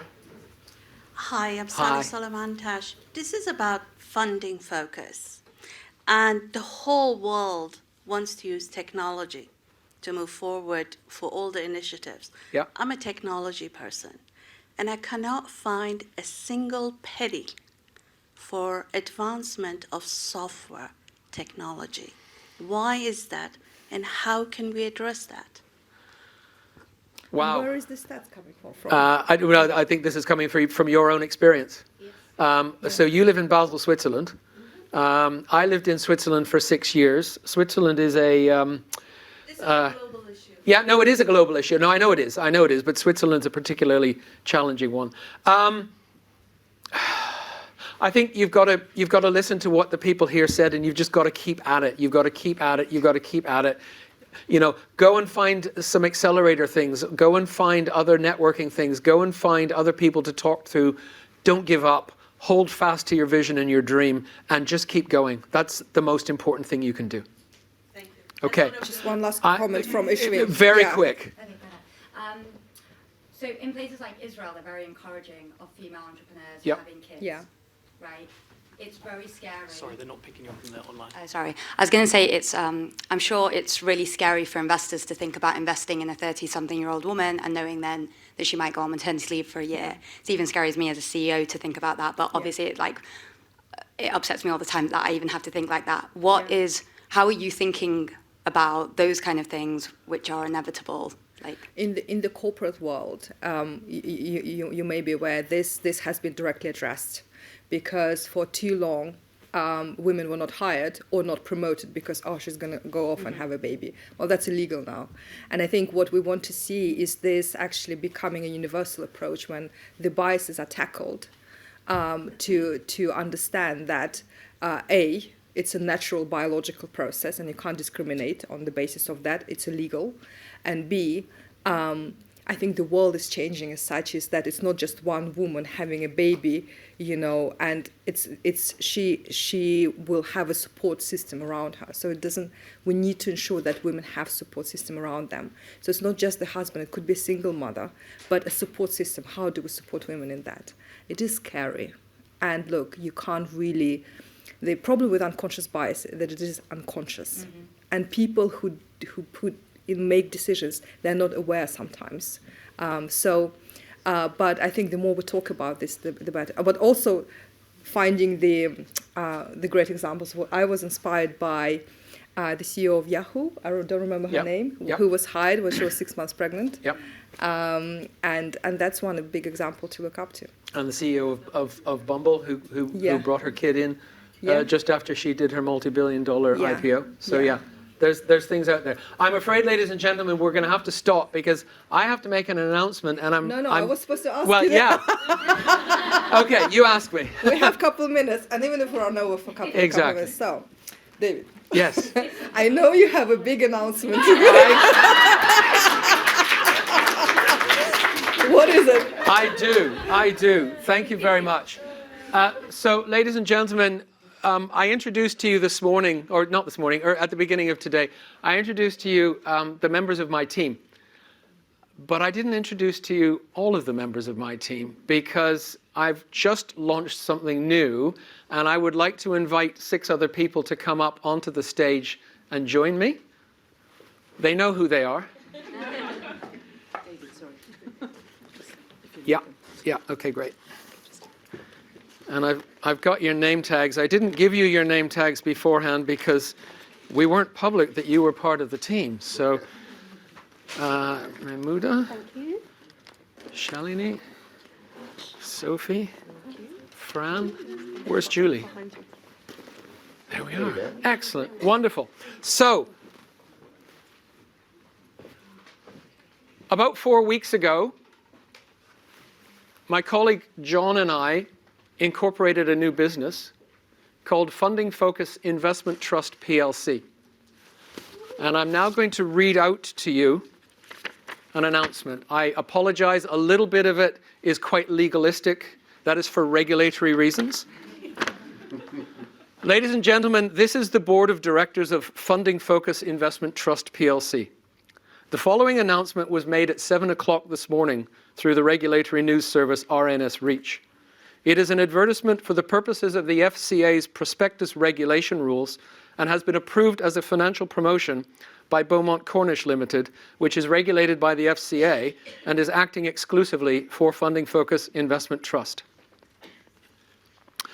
Headline: Funding Focus Investment Trust in process of seeking a London Stock Exchange listing to support female and underrepresented entrepreneurs.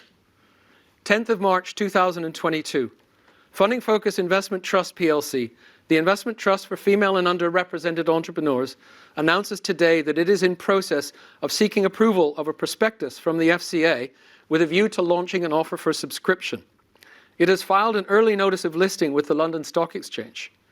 FFIT will offer investors access to businesses it has identified as high-growth businesses across the UK and Europe, led by entrepreneurs who identify as female and non-white ethnicity.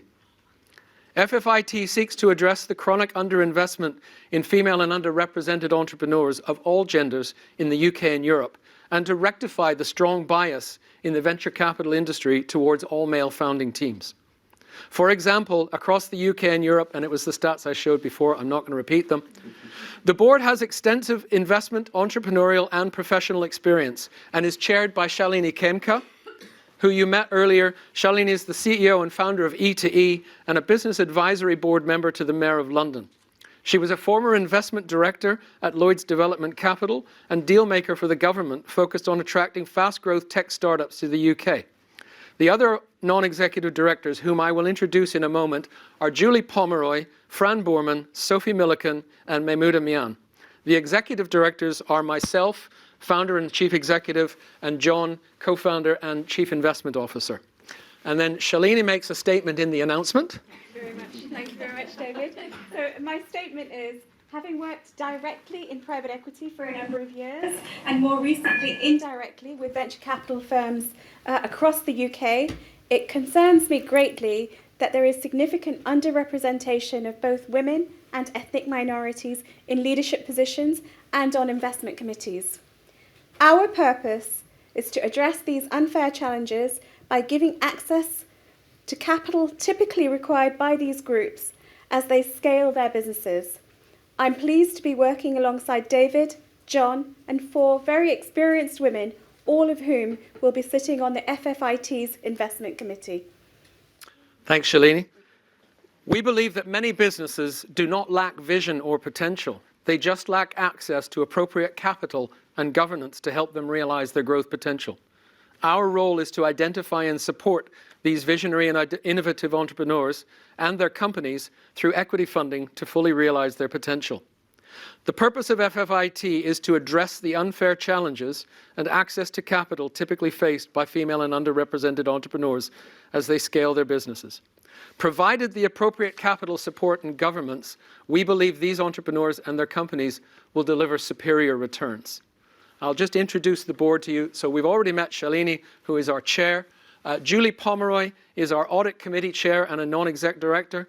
Julie has been the chief financial officer or finance director of 4 listed companies: Weston Medical Group, Carter & Carter Group, Biofuels International, and Dilliston Group, where she continues to serve as a non-exec director. And during her time with Dilliston Group, she led the acquisitions of 3 companies in transactions valued at £6 million in total.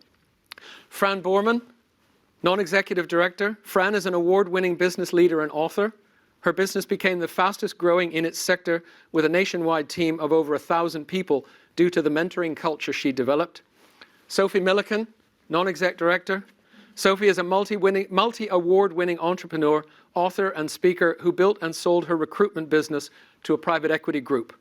She is chair of SmartWorks Newcastle, supporting unemployed women across the Northeast, a supporter of Northern Power Women, and co-founder of City Ladies Networking. And Mahmouda Mian, non-executive director, a former solicitor. Mahmouda practiced in commercial and professional indemnity litigation. Committed to rigorous standards in public life, she has taken on numerous high-profile roles, including being the first female Muslim BBC trustee and a commissioner of the Independent Police Complaints Commission. She is a lay member of the House of Commons Select Committee on Standards. You know me, and last but certainly not least, John de Blok van Kuffler. John has 34 years experience as chairman or CEO of listed PLCs and private equity-backed companies, specializing in turning small and medium-sized businesses into sector leaders. He also served 16 years on the boards of 2 investment trusts, of which 10 were as chair. Earlier in his career, he was a department head running 4 successful private equity funds. Since 2008, he has been chair of 3 private equity-backed groups. Hyperion Insurance Group, which delivered an IRR of 22% per annum between 2009 and 14. Marlin Financial Group, which delivered an IRR of 42% per annum between 2010 and 2014. And Paratus AMC Limited, the sale of which is in the course of completion at a high return to shareholders. And in fact, I believe yesterday the FCA finally approved the change in control. Right. So, and then this is the last legal bit. Shares in Funding Focus Investment Trust will only be available to purchase once the prospectus has been approved by the FCA and published, and shares should only be bought on the basis of information contained in the prospectus, which will be available online at ffitplc.com. Approval of the prospectus by the FCA should not be treated as an endorsement of the shares. The value of shares can go down as well as up, and investors' capital will be at risk. Ladies and gentlemen, we are launching a fund that will take the work of Funding Focus to the next level. Let the fight for fairer funding continue. Thank you very much.